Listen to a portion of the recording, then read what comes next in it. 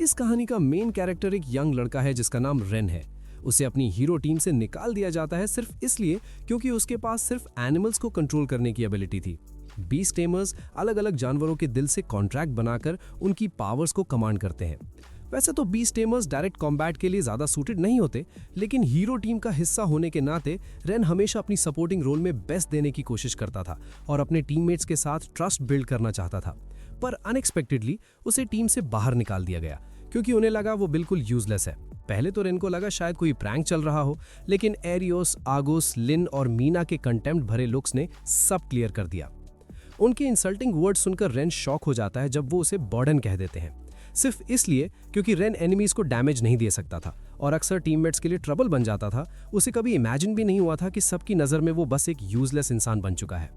उसके हाथ कांपने लगते हैं, चेहरा डार्क हो जाता है और वो अपना क्लोक उतारते हुए टीममेट्स की स्कॉर्नफुल लाफ्टर के बीच वहां से चला जाता है। रेन एक जगह बैठकर टूट सा जाता है, अपनी पूरी जर्नी के बारे में सोचता हुआ।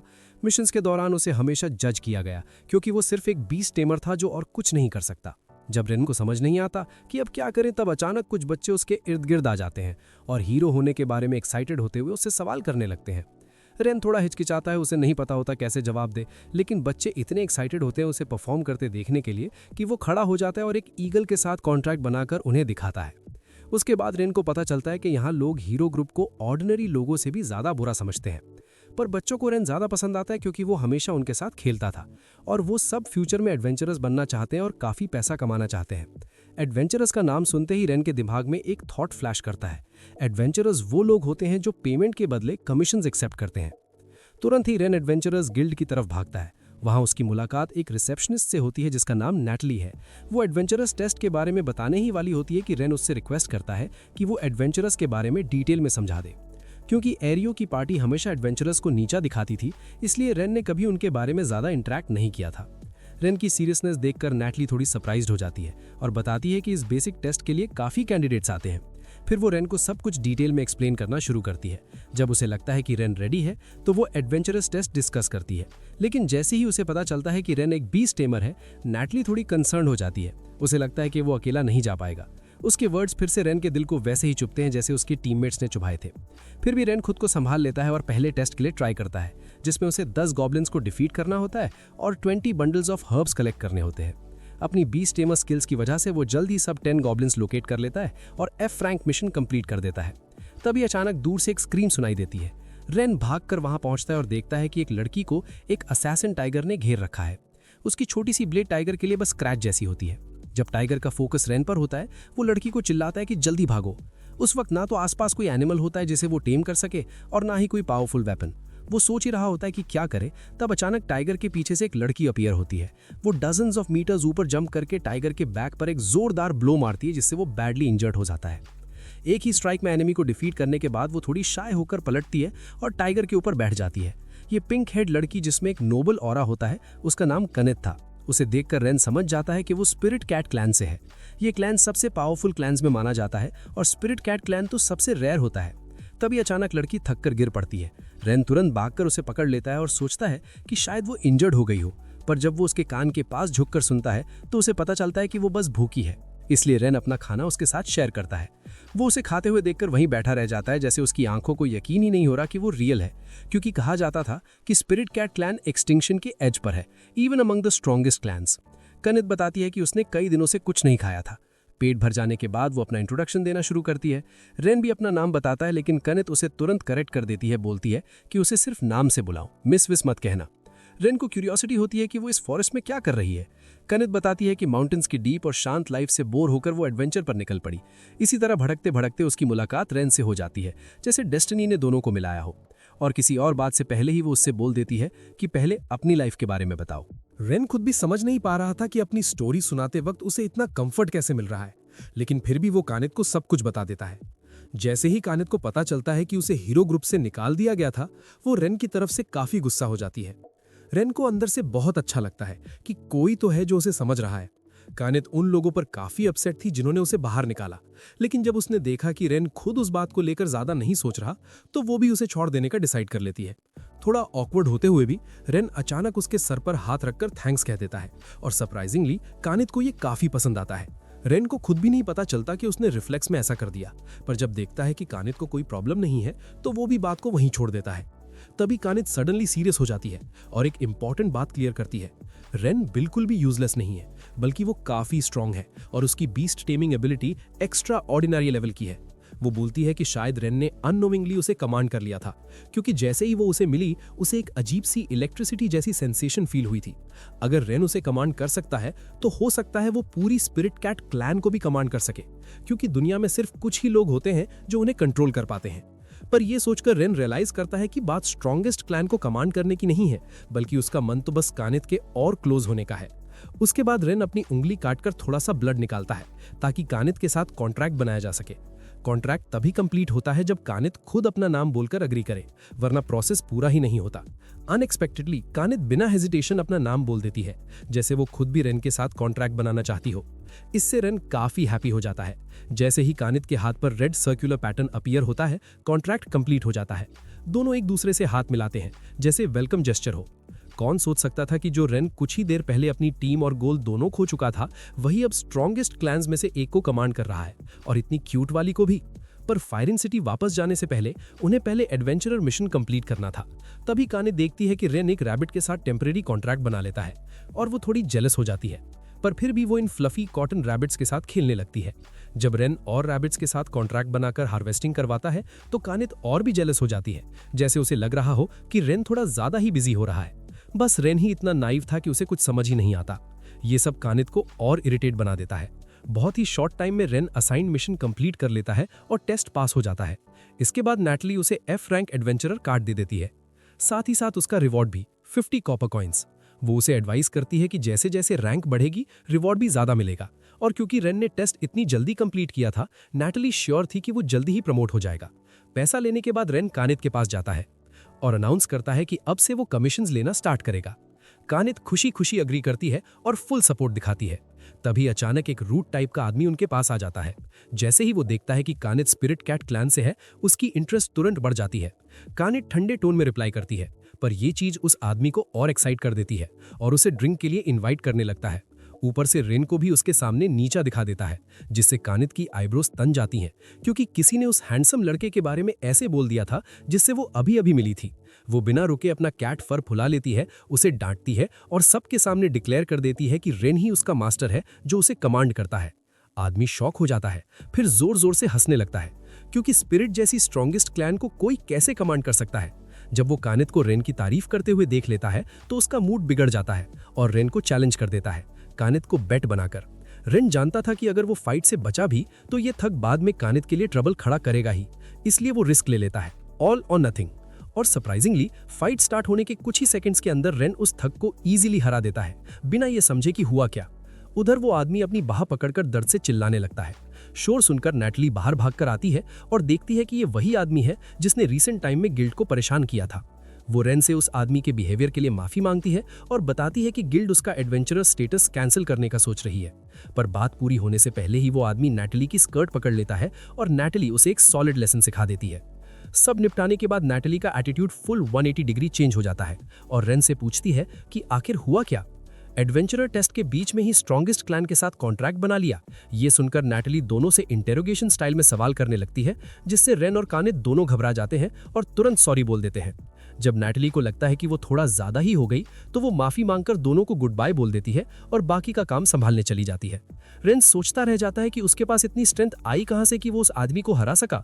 तब कानित उसे एक्सप्लेन करती है, क्योंकि उसने स्पिरिट कैट जैसी स्ट्रॉन्गेस्ट क्लैन के साथ कॉन्ट्रैक्ट बनाया था, इसलिए उसे भी उनके लेवल के बराबर का पावर बूस्ट मिल गया था। रेन को ये सुनकर काफी सरप्राइज होता है, क्योंकि उसके होम टाउन में आज तक किसी ने स्ट्रॉन्गेस्ट क्लैन्स में से किसी के साथ कॉन्ट्रैक्ट नहीं बनाया था। ऊपर से कनाइट भी काफी हैप्पी थी कि रेन ने थोड़ी देर पहले उसके लिए स्टैंड लिया था, जिससे वो लड़का शर्मा कर बिल्कुल स्पीचलेस हो जाता है। उसके बाद दोनों असाइंड मिशन कंप्लीट करने निकल पड़ते हैं। कनाइट सोच रही थी कि एडवेंचरर्स को शायद बड़े बड़े स्वॉर्ड्स चलाने पड़ते होंगे या किडनैप्ड प्रिंसेसेस को रेस्क्यू करना होता होगा, लेकिन यहाँ तो सिर्फ हर्ब्स हार्वेस्ट करनी थी। रेन उसे एक्सप्लेन करता है कि क्योंकि वो अभी सिर्फ F रैंक एडवेंचरर है, जो सबसे लोएस्ट लेवल होता है, इसलिए उसे सिर्फ सिंपल कमीशंस मिलती हैं। ये सुनकर कनाइट भी अपना मूड अपलिफ्ट करती है और उसकी मदद करने लगती है। पर अनएक्सपेक्टेडली जो रैबिट्स रेन ने टेम्पररी कॉन्ट्रैक्ट से बुलाए थे, वो ऑलरेडी सारा काम फिनिश कर चुके होते हैं। कनाइट कंफ्यूज हो जाती है, उन पर चीटिंग का अक्यूज कर देती है और थोड़ा डिसअपॉइंटेड भी हो जाती है कि रेन की फेमिलियर होने के बावजूद वो उसके लिए कुछ कर ही नहीं पाई। तभी अचानक दूर से शोर सुनाई देता है और दोनों उस तरफ भागते हैं। वहां कुछ बड़े बड़े डरावने से लोग एक बुढ़े आदमी को घेर कर बुली कर रहे होते हैं। अपनी एडवेंचर एक्सपीरियंस के बेस पर कनाइट पहचान लेती है कि ये ब्लैक फैंग बैंडिट ग्रुप है, एक 100 से ज्यादा लोगों का गैंग जो अपनी क्रूवल्टी और इमोरल कामों के लिए फेमस था। वो लोग बहुत डेंजरस होते हैं, इसलिए कनाइट रेन से पूछती है कि क्या उन्हें जाकर हेल्प बुलानी चाहिए, पर रेन को लगता है कि अब टाइम ही नहीं है, कुछ ना कुछ अभी करना पड़ेगा। उसकी इस करेज को देखकर कनाइट को उस पर और भी प्राइड फील होता है। रेन उसे बोलता है कि वो ओल्ड मैन को प्रोटेक्ट करे जब तक वो बाकी सबको हैंडल करता है। बात खत्म होते ही दोनों हवा के झोंके की तरह आगे बढ़ते हैं और एक एक करके सबको गिरा देते हैं। लड़ते हुए कनाइट के दिमाग में रेन का ख्याल आता है। उसे थोड़ा एंग्शियस फील होता है।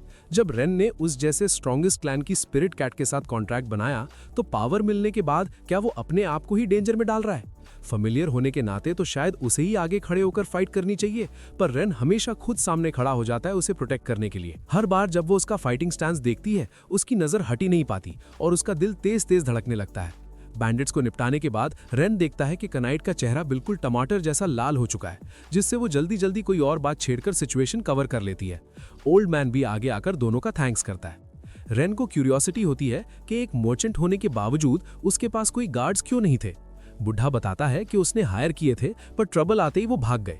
साथ ही वो वार्न करता है कि ब्लैक फैंग्स अपने लोगों का बदला लेने जरूर वापस आएंगे, इसलिए रेन को केयरफुल रहना चाहिए। वो सोच रहा था कि रेन डरकर पीछे हट जाएगा, पर उल्टा रेन तो उनके लेयर तक जाकर सबको पकड़ने की बात कर देता है। उसे पता था कि ये लोग वायलेंट और रिवेंज ड्रिवन होते हैं और अगर इन्हें रोका नहीं गया तो टाउन के मर्चेंट्स ही इनके नेक्स्ट विक्टिम्स बनेंगे। एक छोटी सी स्क्विरल की मदद से रेन उनका हाइड आउट भी लोकेट कर लेता है। इधर कनाइट खुद को लेकर थोड़ा डिसअपॉइंटेड फील करती है। इतनी स्ट्रॉन्ग फेमिलियर होने के बाद भी वो कुछ नहीं कर पाई, पर फिर वो खुद को संभाल लेती है और रेन से उसका नेक्स्ट प्लान पूछती है।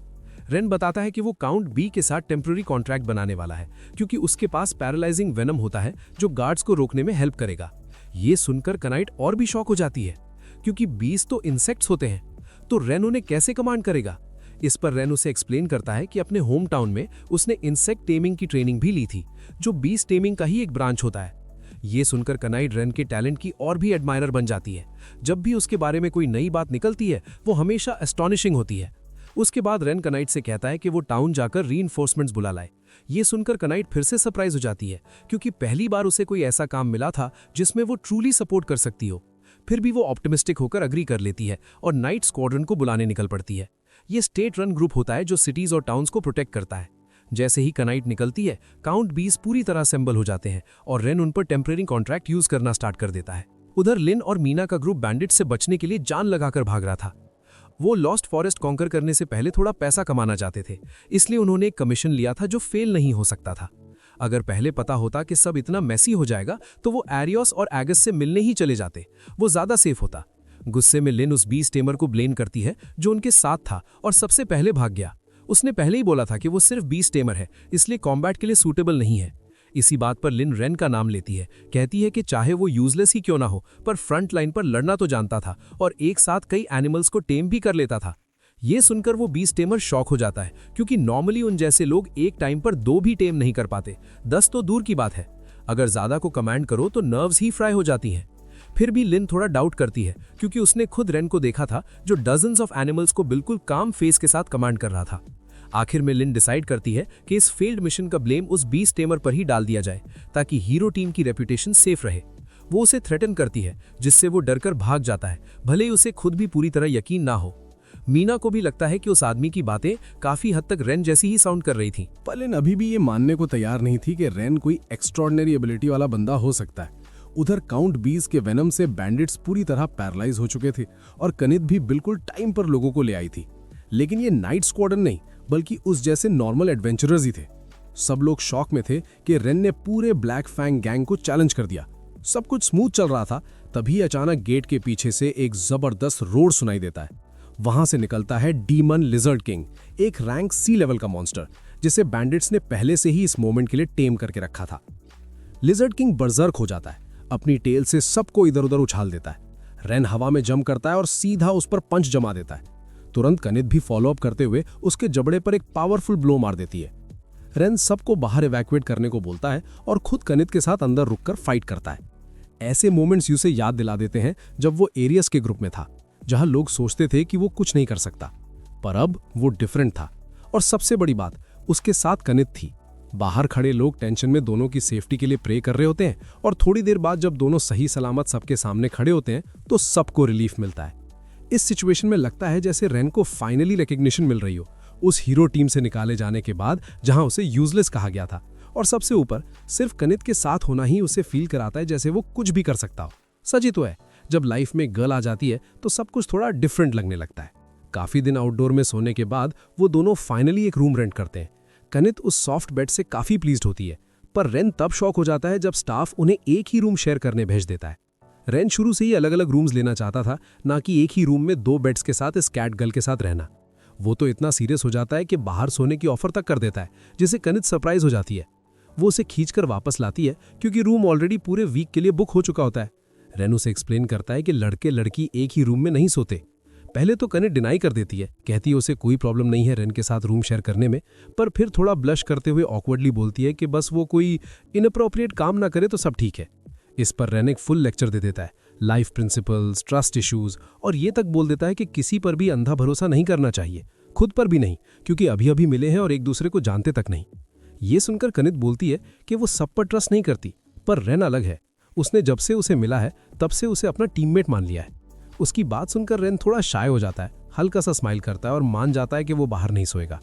रात को जब रेन गहरी नींद में होता है तब पास ही एक बिल्ली सी लड़की उसे चुपचाप देख रही होती है। अपने दिल में वो सोचती है कि रेन शायद वाकई एक अच्छा इंसान है। पहले उससे मिलने वाले लोग अक्सर बुरे इंटेंशंस के साथ आते थे, कोई पैसा चाहता था, कोई फेम। क्योंकि कनित एक रेयर स्पिरिट कैट थी, लोग उसे पकड़ने की कोशिश करते रहते थे, पर रेन अलग था। वो सिर्फ उसकी एग्जिस्टेंस पर सरप्राइज हुआ था, उसके पीछे कोई अल्टीरियर मोटिव नहीं था। उसने उसे सिर्फ काइंडनेस की वजह से बचाया था, नॉर्मल तरीके से बात की, एक लड़की की तरह ट्रीट किया, और इसी बात ने कनित को काफी हैप्पी कर दिया। वो रेन का दिल का दर्द भी जानती थी, टीम से निकाले जाने का, और चाहे बाहर से वो मूव ऑन करता हुआ दिखे, पर उसे लगता था कि कहीं ना कहीं वो अभी भी उसके अंदर चुभता है। 1 हफ्ता बीत चुका था, दोनों ने काफी कमीशन सक्सेसफुली कंप्लीट कर लिए थे और रेन ई रैंक एडवेंचरर बन चुका था।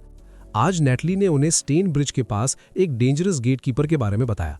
ये कोई थग था जो ब्रिज क्रॉस करने वालों से जबरदस्ती फाइट करता रहता था। अभी तक कोई मरा तो नहीं था, पर लोगों ने उस रास्ते का यूज करना काफी कम कर दिया था। इसलिए नेटली ने रेन को इस कमीशन के लिए टेम्प्ट किया। इसका कोई रैंक लिमिट नहीं था और ऊपर से रिवॉर्ड था 5 गोल्ड कॉइन्स। ये सुनते ही रेन बिना सोचे समझे एक्सेप्ट कर लेता है। उसके बाद दोनों स्टेन ब्रिज की तरफ निकल पड़ते हैं। ये सेंट्रल कॉन्टिनेंट के होराइजन सिटी से साउथ कॉन्टिनेंट जाने का एक लौता रास्ता था। कनित यहाँ के ब्यूटीफुल सीनरी से काफी फैसिनेटेड थी और क्यूरियस भी थी कि ये गेट कीपर आखिर किस टाइप का बंदा होगा। रेन खुद भी सोच रहा था, अगर डेथ्स नहीं हुई है तो नॉर्मली विक्टिम्स के स्टेटमेंट्स मिलने चाहिए थे, पर जिन लोगों को मारा गया वो सब चुप रहे। इसलिए गेट कीपर की रियल आइडेंटिटी अनक्लियर थी और रेन खुद को बार बार याद दिला रहा था कि केयरलेस नहीं बनना है। तभी कनित को स्काई में कुछ उड़ता हुआ दिखता है। ध्यान से देखते ही पता चलता है एक रेयर ड्रैगन क्लैन का मेंबर, और ऊपर से एक क्यूट सी ड्रैगन गर्ल। वो ड्रैगन क्लैन की थी, नाम था तानिया। जब उसे गेट कीपर कहा गया तो वो थोड़ी अनॉयड हो जाती है, एक प्रॉपर नोबल टाइप एटीट्यूड के साथ। तानिया कॉन्फिडेंट थी क्योंकि उसे बचपन से स्पेशल ट्रेनिंग दी गई थी। ड्रैगन क्लैन में 15 ईयर्स की एज में ही एडवेंचर्स पर भेज दिया जाता है ताकि वो ट्रू स्ट्रॉन्ग ड्रैगन्स बन सके। तानिया को स्ट्रॉन्ग ओपोनेंट्स चाहिए थे फाइट करने के लिए, और उसके सामने अब एक टॉप टियर एडवेंचरर और एक स्पिरिट क्लैन मेंबर खड़े थे जो उसे काफी इंटरेस्टिंग लगे। कनित को सेंस हो जाता है कि यहाँ शायद बिना लड़े बात नहीं बनने वाली है। लग रहा था जैसे अब उन्हें स्ट्रॉन्गेस्ट क्लैन के एक ड्रैगन से फाइट करनी पड़ेगी। कनित ने रेन को रीअश्योर किया कि वो फुल पावर के साथ लड़े, क्योंकि वो खुद भी एक टॉप टियर क्लैन से थी। दोनों ने एक दूसरे को देखा और साइलेंटली अग्री कर लिया, तानिया से फाइट होगी। शुरुआत होते ही तानिया ने फर्स्ट मूव लिया और सीधा चार्ज करके रेन को हवा में उड़ा दिया। फिर उसने कनित पर अपनी फायर ब्रेथ छोड़ दी। अनएक्सपेक्टेडली कनित टाइम पर डॉज नहीं कर पाई और उसकी प्यारी सी कैट टेल, जिसका उसे सबसे ज्यादा प्राइड था, जल जाती है। अब तो कनित सच में एंग्री हो चुकी थी। उसकी आंखों में एक अलग ही स्पार्क आ जाता है और वो तानिया को लेसन सिखाने के मूड में आ जाती है। दोनों सीधे एक दूसरे पर टूट पड़ती हैं और रेन साइड से देखकर शॉक हो जाता है। दोनों की स्ट्रेंथ ऑलमोस्ट इक्वल थी। रेन भी तुरंत आगे बढ़कर कनित को सपोर्ट करता है, लेकिन तानिया उस मूव को ब्लॉक कर लेती है और दोनों को पकड़कर घुमा देती है जैसे क्रिकेट बॉल्स हो। फिर वो अपना फिनिशिंग अटैक लॉन्च करती है मैक्सिमम फ्लेम्स के साथ। बिल्कुल लास्ट सेकंड पर रेन और कनित कोऑर्डिनेट करते हैं, लैंड करते हैं और उस मैसिव फायर से बच जाते हैं। ड्रैगन क्लैन से फाइट करने के बाद रेन को समझ आ जाता है कि ये लड़की स्ट्रॉन्गेस्ट क्लैन्स में से क्यों है। अब वो अपनी असली बीस्ट टेमर स्टाइल में आता है और कनित को बोलता है कि वो थोड़ी देर तानिया को बिजी रखे। ओबीडियंट कैट तुरंत काम पर लग जाती है, तानिया पर टाइगर स्टाइल पंचेस बरसाने लगती है। उधर रेन अपना फोकस फुल शार्प करता है और बैटल के दौरान किसी एनिमल की प्रेजेंस याद करता है। फिर वो एक ईगल के साथ टेम्पररी कॉन्ट्रैक्ट बनाता है और उसकी स्पीशीज को बुलाने लगता है। कुछ ही सेकंड्स में रेन कनित के पास वापस आता है, ईगल्स के एक पूरे स्वार्म के साथ। वो सब ऊपर से तानिया पर टूट पड़ते हैं और बीच बीच में पैक करने लगते हैं। डैमेज ज्यादा नहीं होता, पर अचानक तानिया हिल भी नहीं पाती, क्योंकि ये पीटर बर्ड स्पीशीज थी, ब्राइट कलर्स वाले, जो पॉइजन का साइन होते हैं। इतना वेनम मिलते ही इवन ड्रैगन क्लैन का मेंबर भी कुछ टाइम के लिए पैरालाइज हो सकता था।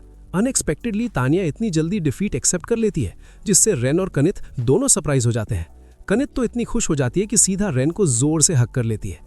रेन थोड़ा ऑकवर्ड होते हुए तानिया के पास जाता है और कैजुअली बोलता है कि वो उनके साथ चलना चाहेगी क्या। तानिया स्नॉट करती है, सोचती है ये दोनों उसे बेचने का प्लान बना रहे होंगे, पर रेन के लिए बात सिंपल थी, उसे बस नॉर्मल तरीके से बात करनी थी। तानिया जिद्दी टोन में बोलती है कि उसे इंटरेस्ट नहीं है, पर रेन गुस्सा होने के बजाय उससे एक सॉफ्ट सा स्माइल देता है और वही मोमेंट तानिया के दिल को हिट कर देता है। वो थोड़ा ब्लश कर जाती है, तभी उसे साइड से एक ठंडी सी वाइब फील होती है। कनित घूर रही होती है। वो ड्रैगन को वार्न करती है कि रेन के पास ज्यादा चिपकने की जरूरत नहीं, वरना ट्रीटमेंट दोबारा मिलेगा।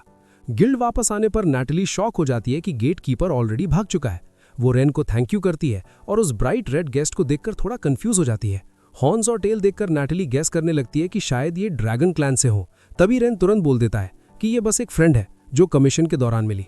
तानिया रॉयल स्टाइल इंटरव्यूज होने वाली होती है, पर दोनों उसे पकड़कर मुंह बंद करके साइड में घसीट लेते हैं। रास्ते में ही तानिया गायब हो जाती है, क्योंकि जब भी उसे कोई स्ट्रॉन्ग दिखता था वो सीधा 1-on-1 चैलेंज कर देती थी। बार बार अपनी आइडेंटिटी बताने की कोशिश करती और रेन और कनित को उस पर नजर रखनी पड़ती जब तक दोनों ऑलमोस्ट थक ना जाए। टोकने पर तानिया एम्बैरेस्ड फेस बना लेती है और रेन उससे बोलता है कि फिलहाल सिटी छोड़ दे, क्योंकि गेट कीपर वाली बात फैलनी नहीं चाहिए। बस प्रॉमिस करे कि दोबारा ऐसा नहीं करेगी तो वो उसे जाने देगा। तब कनित को समझ आता है कि पहले किसी ने तानिया की आइडेंटिटी क्यों नहीं स्प्रेड की। सिंपल रीजन, सब लोग एक लड़की से हारकर एम्बैरेस हो चुके थे। ड्रैगन क्लैन के रूल्स के हिसाब से तानिया को वापस ट्रेनिंग पर जाना चाहिए था, लेकिन वो डिसाइड करती है कि रेन के साथ रहकर ट्रेनिंग करेगी, ज्यादा फन भी होगा। और फिर सीधा उसके गले लग जाती है और बोल देती है कि उसे रेन पसंद है। साइड में कनित का फर लिटरली फूल जाता है गुस्से से। ऊपर से तानिया पूछ लेती है कि क्या रेन उसके साथ भी कॉन्ट्रैक्ट करेगा। रेन खुद शॉक हो जाता है। स्पिरिट कैट के बाद अब ड्रैगन क्लैन भी। कॉन्ट्रैक्ट कंप्लीट होते ही तानिया के हाथ पर भी रेड पैटर्न बन जाता है। अब उसे फील होता है कि कमांड होने का मतलब क्या होता है, जैसे वो हमेशा रेन से कनेक्टेड हो। और रेन को उसे लगता है जैसे उसकी पूरी लाइफ की लक यहीं खत्म हो गई हो। उधर एरियस का ग्रुप जंगल में एक हफ्ते से भटक रहा था, बिना किसी रिजल्ट के। तब एरियस को आइडिया आता है रेन को वापस बुलाया जाए, लॉस्ट फॉरेस्ट क्लियर करवाया जाए और फिर दोबारा डिस्कार्ड कर दिया जाए। इधर कनित और तानिया बेड के लिए लड़ रही होती हैं और रेन बीच में फ्लोर पर आराम से लेटा हुआ दुनिया से कट ऑफ होकर सो रहा होता है। आखिरकार तानिया ऑफिशियली टीम ज्वाइन कर लेती है। अगला कमीशन, स्लाइम्स एक्सटर्मिनेशन। स्लाइम्स ऐसे मॉन्स्टर्स थे जिन्हें लोग इग्नोर कर देते और वो फील्ड्स बर्बाद कर देते। कनित को स्लाइम्स बिल्कुल पसंद नहीं थे। जब भी पंच करती हाथ चिपचिपे हो जाते। ये सुनकर तानिया स्मग स्माइल के साथ बोलती है कि वो अपनी फायर बॉल से सब कुछ सेकंड्स में खत्म कर देगी। कनित उससे फुल एडमिरेशन से देखती है। फाइनली कोई बर्डन शेयर करने वाला मिला। उन दोनों की बॉन्डिंग देखकर रेन को थोड़ा रिलीव होता है, क्योंकि उसे सबसे ज्यादा डर इसी बात का था कि कहीं ये दोनों कभी गेट अलोंग ही ना करें। काफी देर तक ढूंढने के बाद भी उन्हें कोई स्लाइम नहीं मिला, तो रेन ने अपनी एक स्पेशल स्किल यूज करने का डिसीजन लिया, असिमिलेशन। उसने अपनी सोल का एक हिस्सा उस बर्ड के अंदर शिफ्ट कर दिया, ताकि अपनी कॉन्शियसनेस को फिक्स करके उसे फ्रीली कंट्रोल कर सके। ये बीस्ट टेमर की एक रेयर टेक्निक थी। कनात और तानिया दोनों का मुंह खुला का खुला रह गया। उन्होंने कभी इमेजिन भी नहीं किया था कि रेन ऐसा कुछ कर सकता है।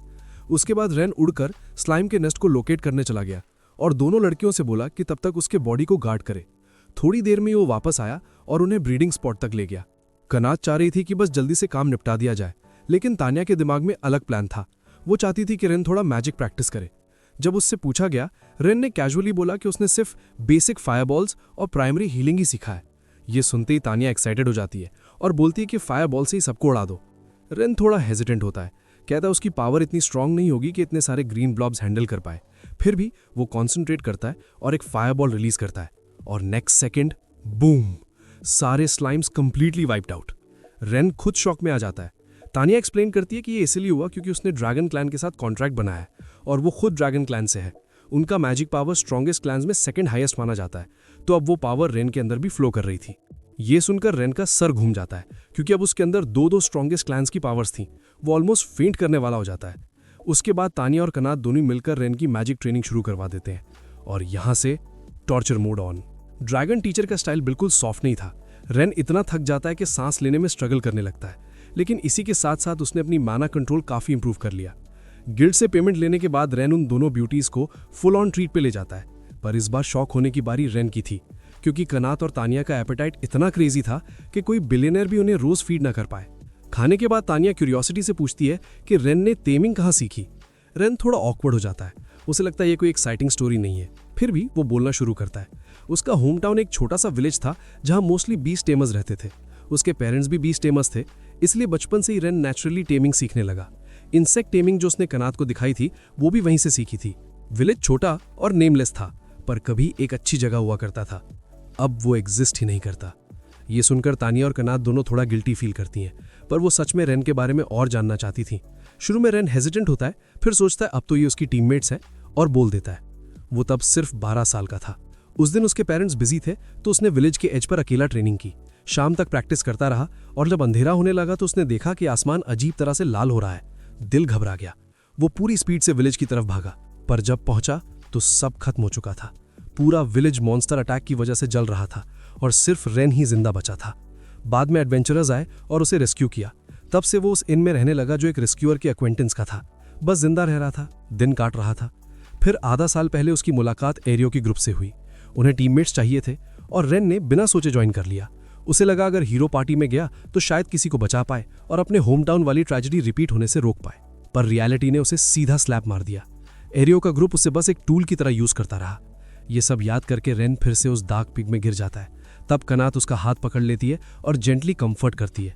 वो बोलती है कि रेन एक ब्रेव हीरो है जो खुद डेंजर में घुस जाता है और हर बार बेस्ट ट्राई करता है। दोनों लड़कियां समझ चुकी थी कि रेन क्यों स्ट्रांग बनना चाहता है, क्योंकि वो किसी और को अपनी तरह सफर नहीं करते देखना चाहता। इसलिए वो उसे अश्योर करती हैं कि वो पैथेटिक बिल्कुल नहीं है। इवन तानिया, जो थोड़ी देर पहले उससे डांट नहीं थी, अब कह देती है कि वो उसे अपना मास्टर मानकर प्राउड फील करती है। अगला दिन, नया कमीशन, ऑक्स को सब्जुगेट करना। ई रैंक मिशन, गॉब्लिन्स जैसा ही, बस थोड़े स्मार्टर, क्योंकि वेपन्स यूज करना जानते थे। रेन बार बार वार्न करता है कि अंडर एस्टिमेट मत करना, लेकिन नोबल तानिया फुल कॉन्फिडेंस में होती है। कहती है ऑक्स उसका कुछ नहीं बिगाड़ सकते। और तभी बैटल के बीच में ही एक ऑक ऑलमोस्ट उसे 2 बार पकड़ लेता है। लकीली रेन और तानिया टाइम पर आ जाते हैं और उसे बचा लेते हैं, लेकिन रेन को थोड़ी इंजरी लग जाती है। हीलिंग जानता था तो सीरियस नहीं हुआ, पर तानिया का फेस पूरा गिल्ट और वरी से भर जाता है। खुद को ब्लेम करती है। लूट कलेक्ट करके गिल्ड वापस जाते हैं, पर बाहर निकलते ही रेन देखता है कि कना थोड़ी डाउन लग रही है। पूछने पर पता चलता है तानिया अकेली चली गई है। वो ब्रिज पर खड़ी होती है जब एक छोटी सी लड़की उससे पूछती है कि आज क्या एक्सटर्मिनेट किया। फिर वरी टोन में बोलती है कि कहीं चोट तो नहीं लगी, और अगर लगी हो तो बताना चाहिए। ये सुनकर तानिया का मूड थोड़ा लाइट होता है, और उसे याद आता है कि रेन भी फाइट के बाद उसके बारे में कंसर्न दिखा रहा था, पर उसने इग्नोर किया अपने क्लैन प्राइड में। इसी गिल्ट के साथ वो खड़ी होती है, तभी रेन सामने आ जाता है। वो पूरा फ्रस्टर हो जाती है और फिर झुककर माफी मांग लेती है। आंखों में आंसू भरने ही वाले होते हैं, तब रेन उसके सर पर हाथ रखकर स्माइल करता है और बोलता है कि कनात भी उसके लिए वरी कर रही थी। इन वापस जाकर तानिया रियलाइज करती है रेन गुस्सा नहीं था, बल्कि बस ये डर रहा था कि कहीं उसे कुछ हो ना गया हो। ऊपर से उसने अपना बेड भी उसे दे दिया। उस मोमेंट पर तानिया के दिमाग से रेन का चेहरा जा ही नहीं रहा था, और वो खुद से ही डिसाइड करती है अब थोड़ा संभलना पड़ेगा। अगले दिन वो फिर से एक मिशन पर निकलते हैं। तानिया बोलती है कि अब उन्हें अपना इक्विपमेंट अपग्रेड कर लेना चाहिए। आखिर वो दोनों स्ट्रॉन्गेस्ट क्लैन से जो हैं, उनके लिए कोई इशू नहीं। पर यही रेन थोड़ा डिफरेंट केस था। वो एक नॉर्मल ह्यूमन था, इसलिए उसके लिए चीजें उतनी सिंपल नहीं थी। सब मजाक मस्ती कर ही रहे थे कि अचानक रेन फ्रीज हो जाता है, क्योंकि बिल्कुल सामने एरियो का ग्रुप खड़ा होता है। वो कैजुअली चल रहे होते हैं और उनसे टकरा जाते हैं। सिर्फ उनके चेहरे देखते ही रेन का मूड ऑफ हो जाता है, तो वो कनित और तानिया को लेकर क्वाइटली दूसरी तरफ मुड़ने लगता है।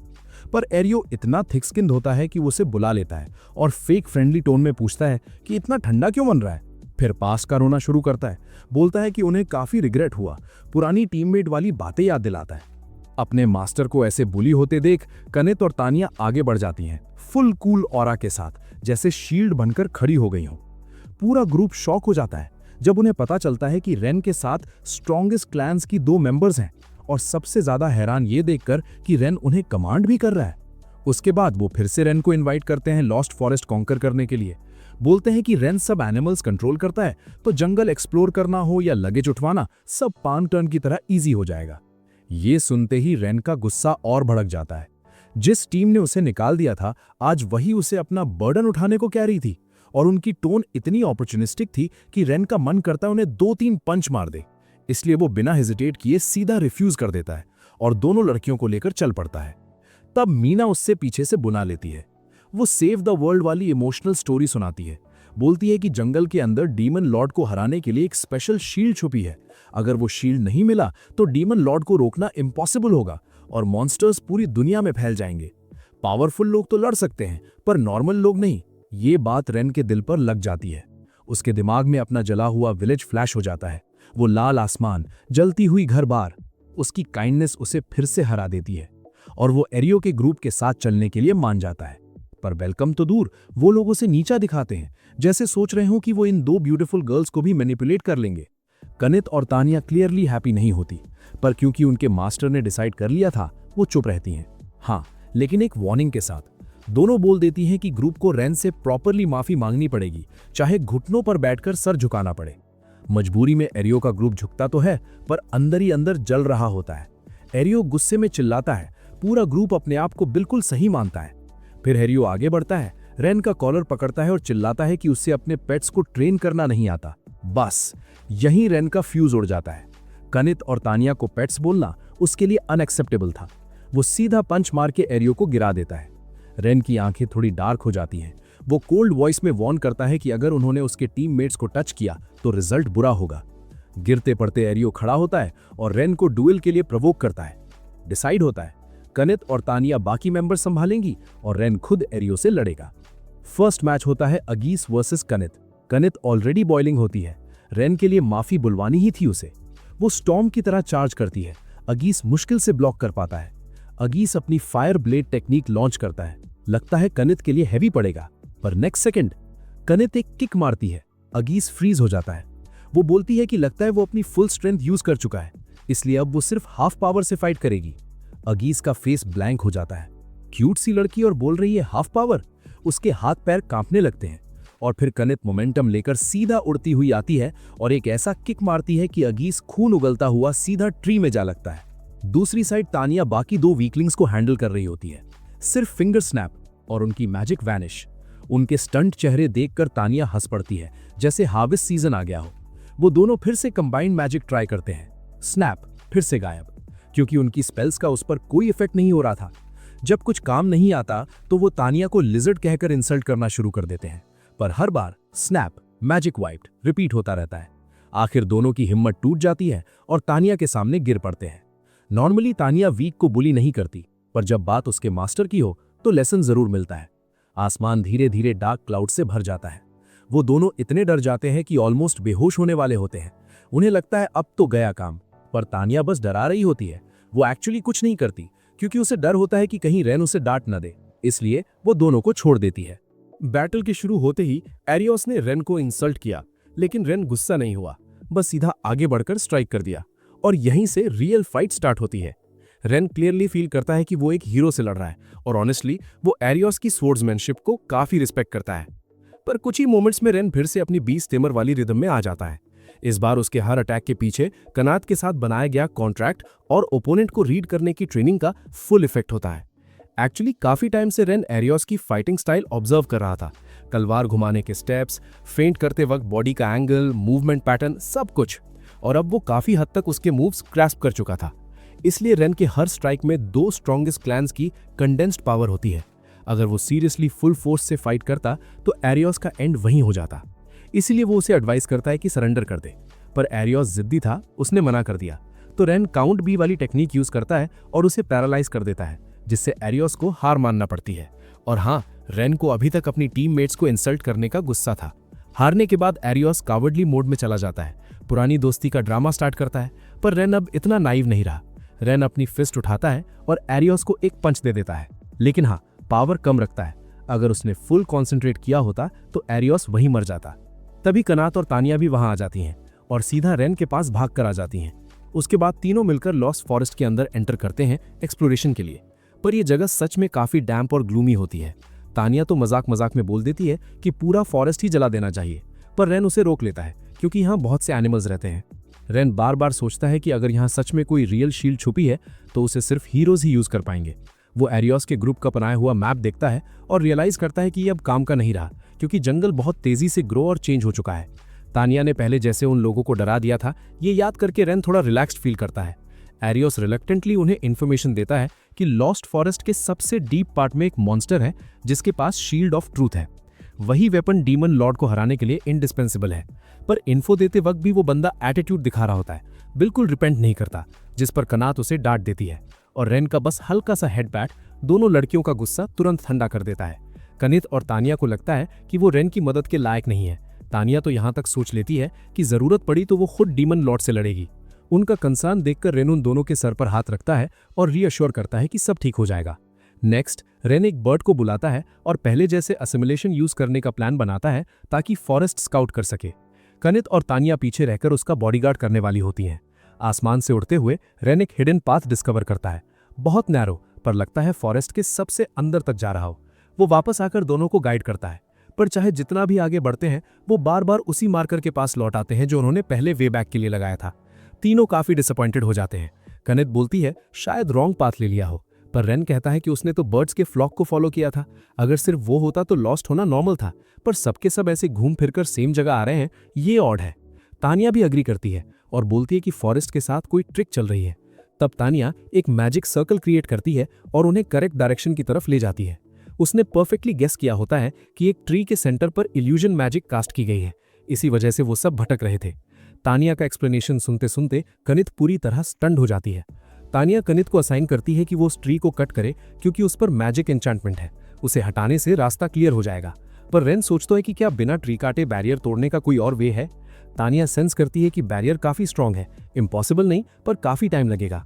कनित पंच मारने के लिए रेडी हो रही होती है, तभी हवा से एक आवाज आती है उन्हें वहां से निकल जाने को कहती हुई, और ट्री के अंदर से एक व्हाइट हेड गर्ल अपीयर होती है जिसका नाम है सोरा।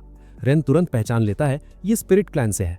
कनित और तानिया की तरह वो भी स्ट्रॉन्गेस्ट क्लैन्स में से एक है और एक हाई लेवल मैजिक एक्सपर्ट जिसका मैना ड्रैगन क्लैन से भी ज्यादा होता है।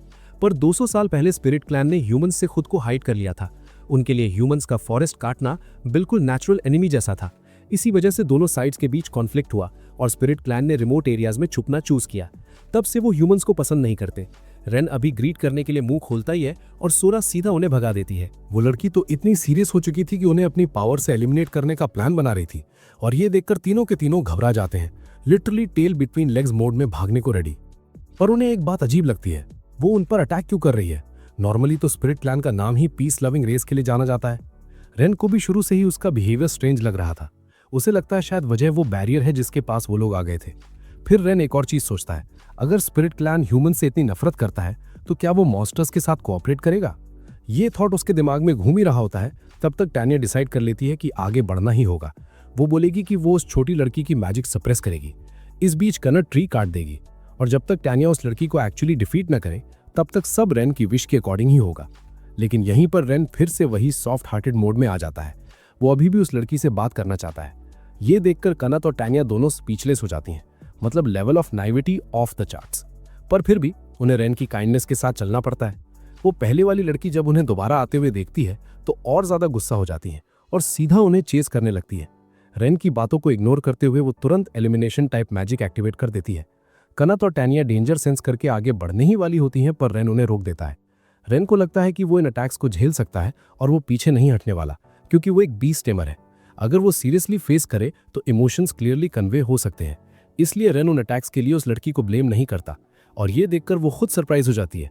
सोरा को समझ ही नहीं आता कि ये बंदा क्या कर रहा है, और वो पूछ लेती है कि क्या वो सच में ह्यूमन है भी या नहीं, क्योंकि उसे डर था कि ये भी उन लोगों जैसा निकलेगा जिन्होंने उसका घर बर्बाद किया था। रेन ये गारंटी तो नहीं दे सकता कि वो परफेक्ट है, पर वो दिल से चाहता है कि सोरा उन पर ट्रस्ट करे, कि वो उन्हें नुकसान नहीं पहुंचाएगा। सोरा काम रहती है, उसकी बातों में नहीं आती और फिर से एक एरो चला देती है। इस बार कनत और टैनिया टाइम पर रोक लेती हैं। दोनों रेन के बिहाफ पर एक्सप्लेन करने लगती हैं कि वो बुरा इंसान नहीं है। उन्हें आपस में आर्ग्यू करता देखकर सोरा को लगता है कि ह्यूमंस ही नहीं, ड्रैगन क्लैन और स्पिरिट कैट क्लैन भी इक्वली स्ट्रेंज है, क्योंकि उसने पहले कभी ऐसे लोग देखे ही नहीं थे। फाइनली सोरा बैठकर बात करने के लिए अग्री कर जाती है। रेन जब बताता है कि वो शील्ड ऑफ ट्रूथ ढूंढने आए थे हीरो टीम के लिए और बैरियर में फंस गए, तो सोरा रिवील करती है कि ये बैरियर उसने खुद बनाया है और वो उन्हें तोड़ने नहीं देगी, क्योंकि ये बैरियर स्पिरिट क्लैन के विलेज जाने वाला रास्ता सील करता है और वो अपने क्लैन को डेंजर में नहीं डाल सकती। पर टैनिया पॉइंट आउट करती है, तो फिर तुम मॉन्स्टर्स को कवर कर रही हो। सोरा कामली रिप्लाई करती है कि इस फॉरेस्ट के अंदर शील्ड ऑफ ट्रुथ है ही नहीं, सबसे डीप एरिया में सिर्फ स्पिरिट लैंड के विलेज का रास्ता है। शील्ड ऑफ ट्रुथ तो स्पिरिट लैंड के पास सेफ रखा हुआ है। अब सबको समझ आ जाता है हीरो टीम को मिसलीड किया गया था। सोरा ये भी बोलती है कि अगर डीमन लॉर्ड को हराना है तो वो शील्ड लैंड कर देगी। फिर वो कुछ मोमेंट्स के लिए गायब हो जाती है और जब वापस आती है तो हाथ में एक बड़ा सा शील्ड होता है, बिल्कुल एक्सप्रेशनलेस फेस के साथ। रेन ऑनेस्टली शॉक्ड रह जाता है। चाहे वो ह्यूमन से नफरत करती हो, पर मॉन्स्टर्स को वो और भी ज्यादा हेट करती है। यहाँ पर तीनों को बिना किसी फाइट के शील्ड मिल जाता है और वो कुछ रिटर्न में देना चाहते हैं, पर सोरा मना कर देती है। वो बताती है कि शील्ड ऑफ ट्रुथ पहले से ही स्पिरिट क्लैन और पुराने हीरोज के बीच एग्री हुआ था और वो बस उसी प्रॉमिस को फॉलो कर रही है। शील्ड लेने के बाद तीनों सोरा को थैंक्स बोलते हैं और सिटी की तरफ निकल पड़ते हैं।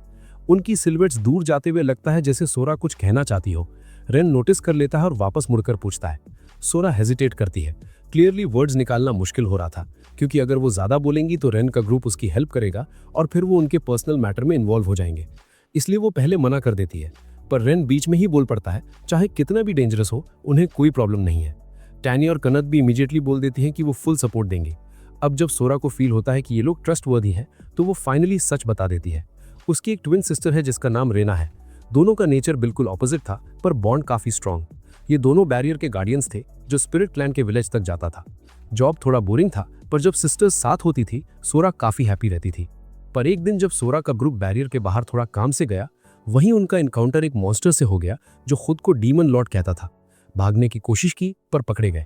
फाइट करनी पड़ी, पर ना सिर्फ वो जीत नहीं पाए बल्कि रेना उस मॉन्स्टर के हाथ लग गई। उसका नाम था डार्क नाइट। डार्क नाइट एक सी रैंक मॉन्स्टर था। नॉर्मली स्ट्रॉन्गेस्ट क्लैन के लिए ऐसा एनिमी इम्पॉसिबल नहीं था, पर इस बंदे की एबिलिटी सुपर अनोइंग थी। वो मैजिक अटैक्स को नलिफाई कर देता था, मतलब सिर्फ फिजिकल डैमेज काम करता, और spirit clan pure magic based species है, इसलिए दोनों के बीच में कंपैटिबिलिटी बिल्कुल जीरो थी। सोरा के अकॉर्डिंग डार्क नाइट का मेन गोल ही यही था, स्ट्रॉन्गेस्ट क्लैंस को एक एक करके खत्म करना।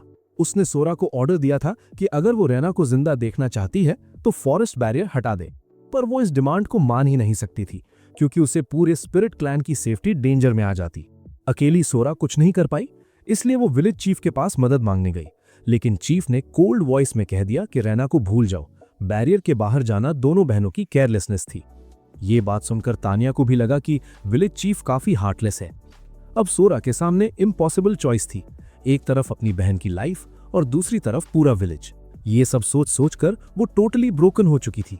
जब रेन ने उस छोटी लड़की को इतना उदास देखा तो उसने बिना हेजिटेशन बोला कि वो रेना को रेस्क्यू करने में हेल्प करेगा। ये सुनकर सोरा इतनी ग्रेटफुल हो जाती है कि सीधा उसके सीने से लगकर रोने लगती है। डार्क नाइट ने सनसेट से पहले बैरियर हटाने का अल्टीमेटम दिया था, अगर नहीं हटाया तो रेना सेफ नहीं रहेगी। इसलिए रेन का ग्रुप बिना टाइम वेस्ट किए उसकी तरफ निकल पड़ता है। सोरा भी साथ जाना चाहती थी, पर रेन उससे जेंटली मना करता है। अगर वो दिखी तो डार्क नाइट समझ जाएगा कि उसने बिट्रेल किया है और शायद रेना को हार्म कर दे। उस रात उन्होंने अपनी आंखों से डार्क नाइट को देखा और उसके साथ साथ रेना ऊपर बंधी हुई थी। तीनों ने चांस देखते ही चार्ज कर दिया। पहले मैजिक से उसका अटेंशन डाइवर्ट किया, फिर कनीत सीधा दौड़कर उसके सर पर फिजिकल ब्लो मारती है और तुरंत बाद रेन उसके स्टमक पर फुल फोर्स पंच देता है। पर इतना सब होने के बाद भी वो मॉन्स्टर गिरा नहीं। डार्क नाइट ने रेन को हीरो समझ लिया और उसे पता चल गया कि सोरा ने इनसे हेल्प मांगी थी। ये बात उसे और गुस्सा दिला देती है। उसे लगा उसे बिट्रे किया गया है। वो तुरंत रेना को एलिमिनेट करने चाहता है, लेकिन जस्ट इन टाइम तानिया अपनी ड्रैगन विंग से अटैक ब्लॉक कर लेती है। वो रेना को फ्री करती है और उसे लेकर पीछे हट जाती है, बाकी दोनों पर फाइट छोड़कर। अब डार्क नाइट रेज मोड में आ जाता है। उसकी हर मूव डिस्ट्रक्टिव होती जा रही थी। रेन को तब समझ आता है ये बंदा स्पिरिट क्लैन के विलेज तक अकेला घुस पाया क्योंकि उसके पास डीमन लॉर्ड से मिला हुआ मॉन्स्टर पावर है। रेन को इंस्टेंटली फील होता है ये गुड साइन नहीं है। अगर ये फाइट लंबी चली तो पूरा फॉरेस्ट डिस्ट्रॉय हो जाएगा। इसलिए वो कनीत को ऑर्डर देता है, उसकी मूवमेंट रोको और फुल पावर से पंच मारो। कनीत थोड़ा हेजिटेट करती है। उसे लगता है उसका पंच शायद काफी ना हो, पर फिर भी वो रेन की बात मानता है। इसी वक्त रेन खुद टेम्पररी कॉन्ट्रैक्ट बनाने लगता है ताकि काउंट बीस को दोबारा बुला सके। उसे पता था कि वो बीस डार्क नाइट को पैरालाइज नहीं कर पाएंगे, पर थोड़ा डिस्ट्रैक्ट कर देना भी इनफ था ताकि कनीत फिनिशिंग हिट मार सके। रेन कनीत पर स्ट्रेंथनिंग मैजिक कास्ट करता है और उसकी पावर और भी एम्पलीफाई हो जाती है। बिल्कुल जैसे रेन ने प्रेडिक्ट किया था, वो एक पंच डार्क नाइट को सीधा वैनिश कर देता है।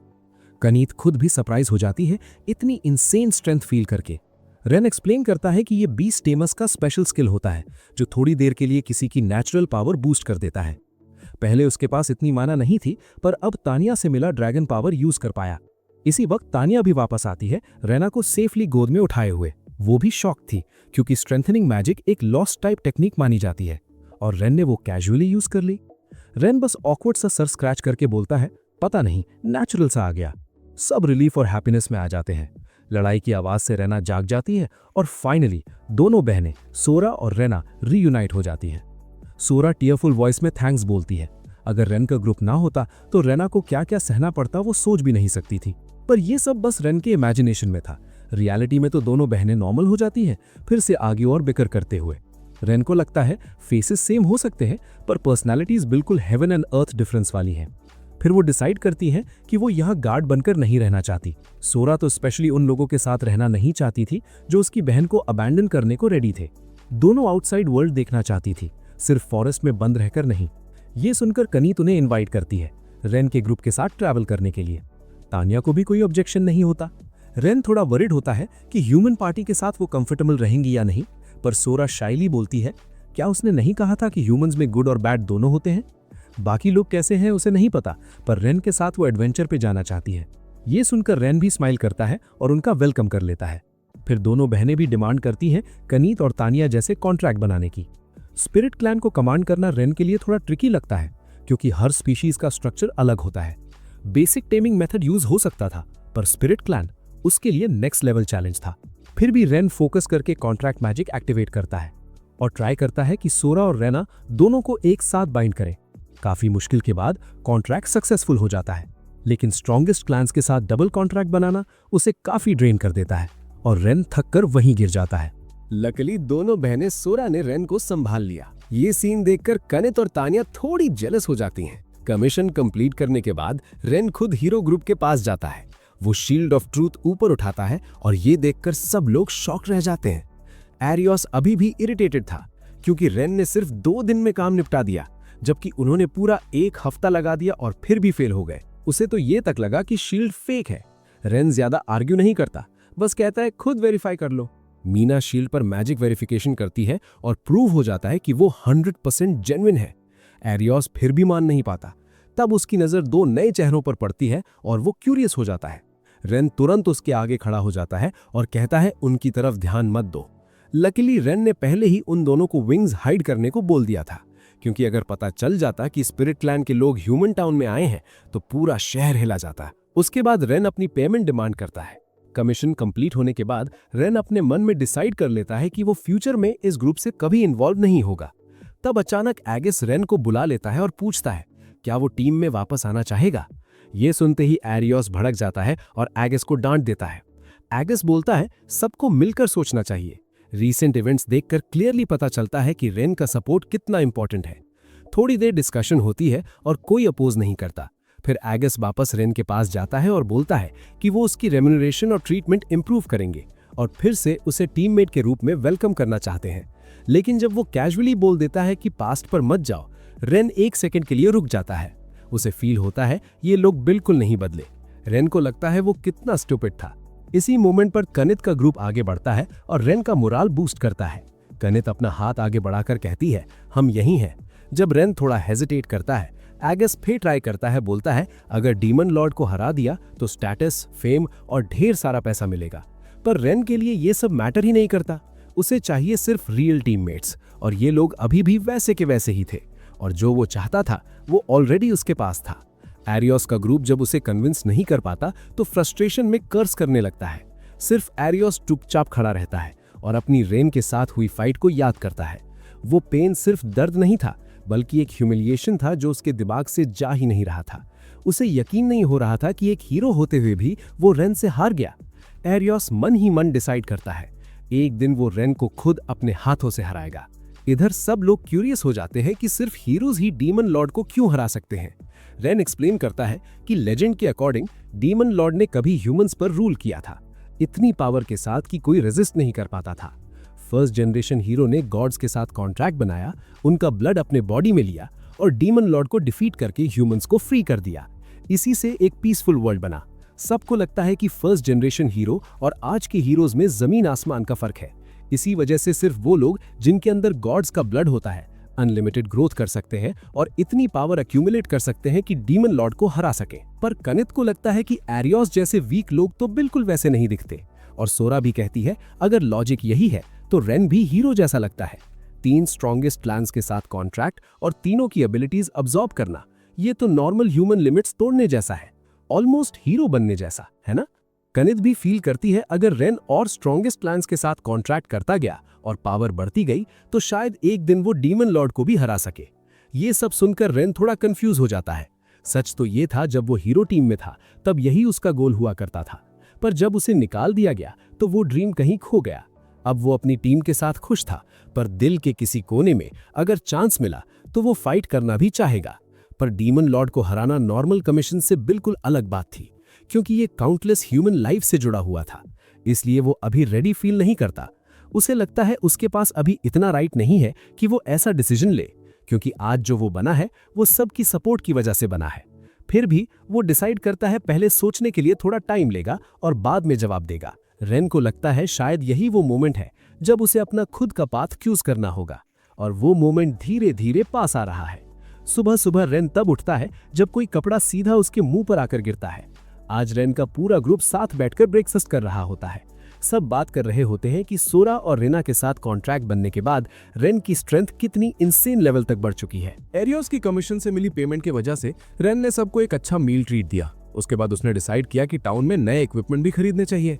रास्ते में दोनों बहनें सोरा रेन के आर्म्स को टाइट पकड़कर चल रही थी, क्योंकि उन्हें डर था कि कहीं उनकी स्पिरिट क्लैन आइडेंटिटी रिवील ना हो जाए।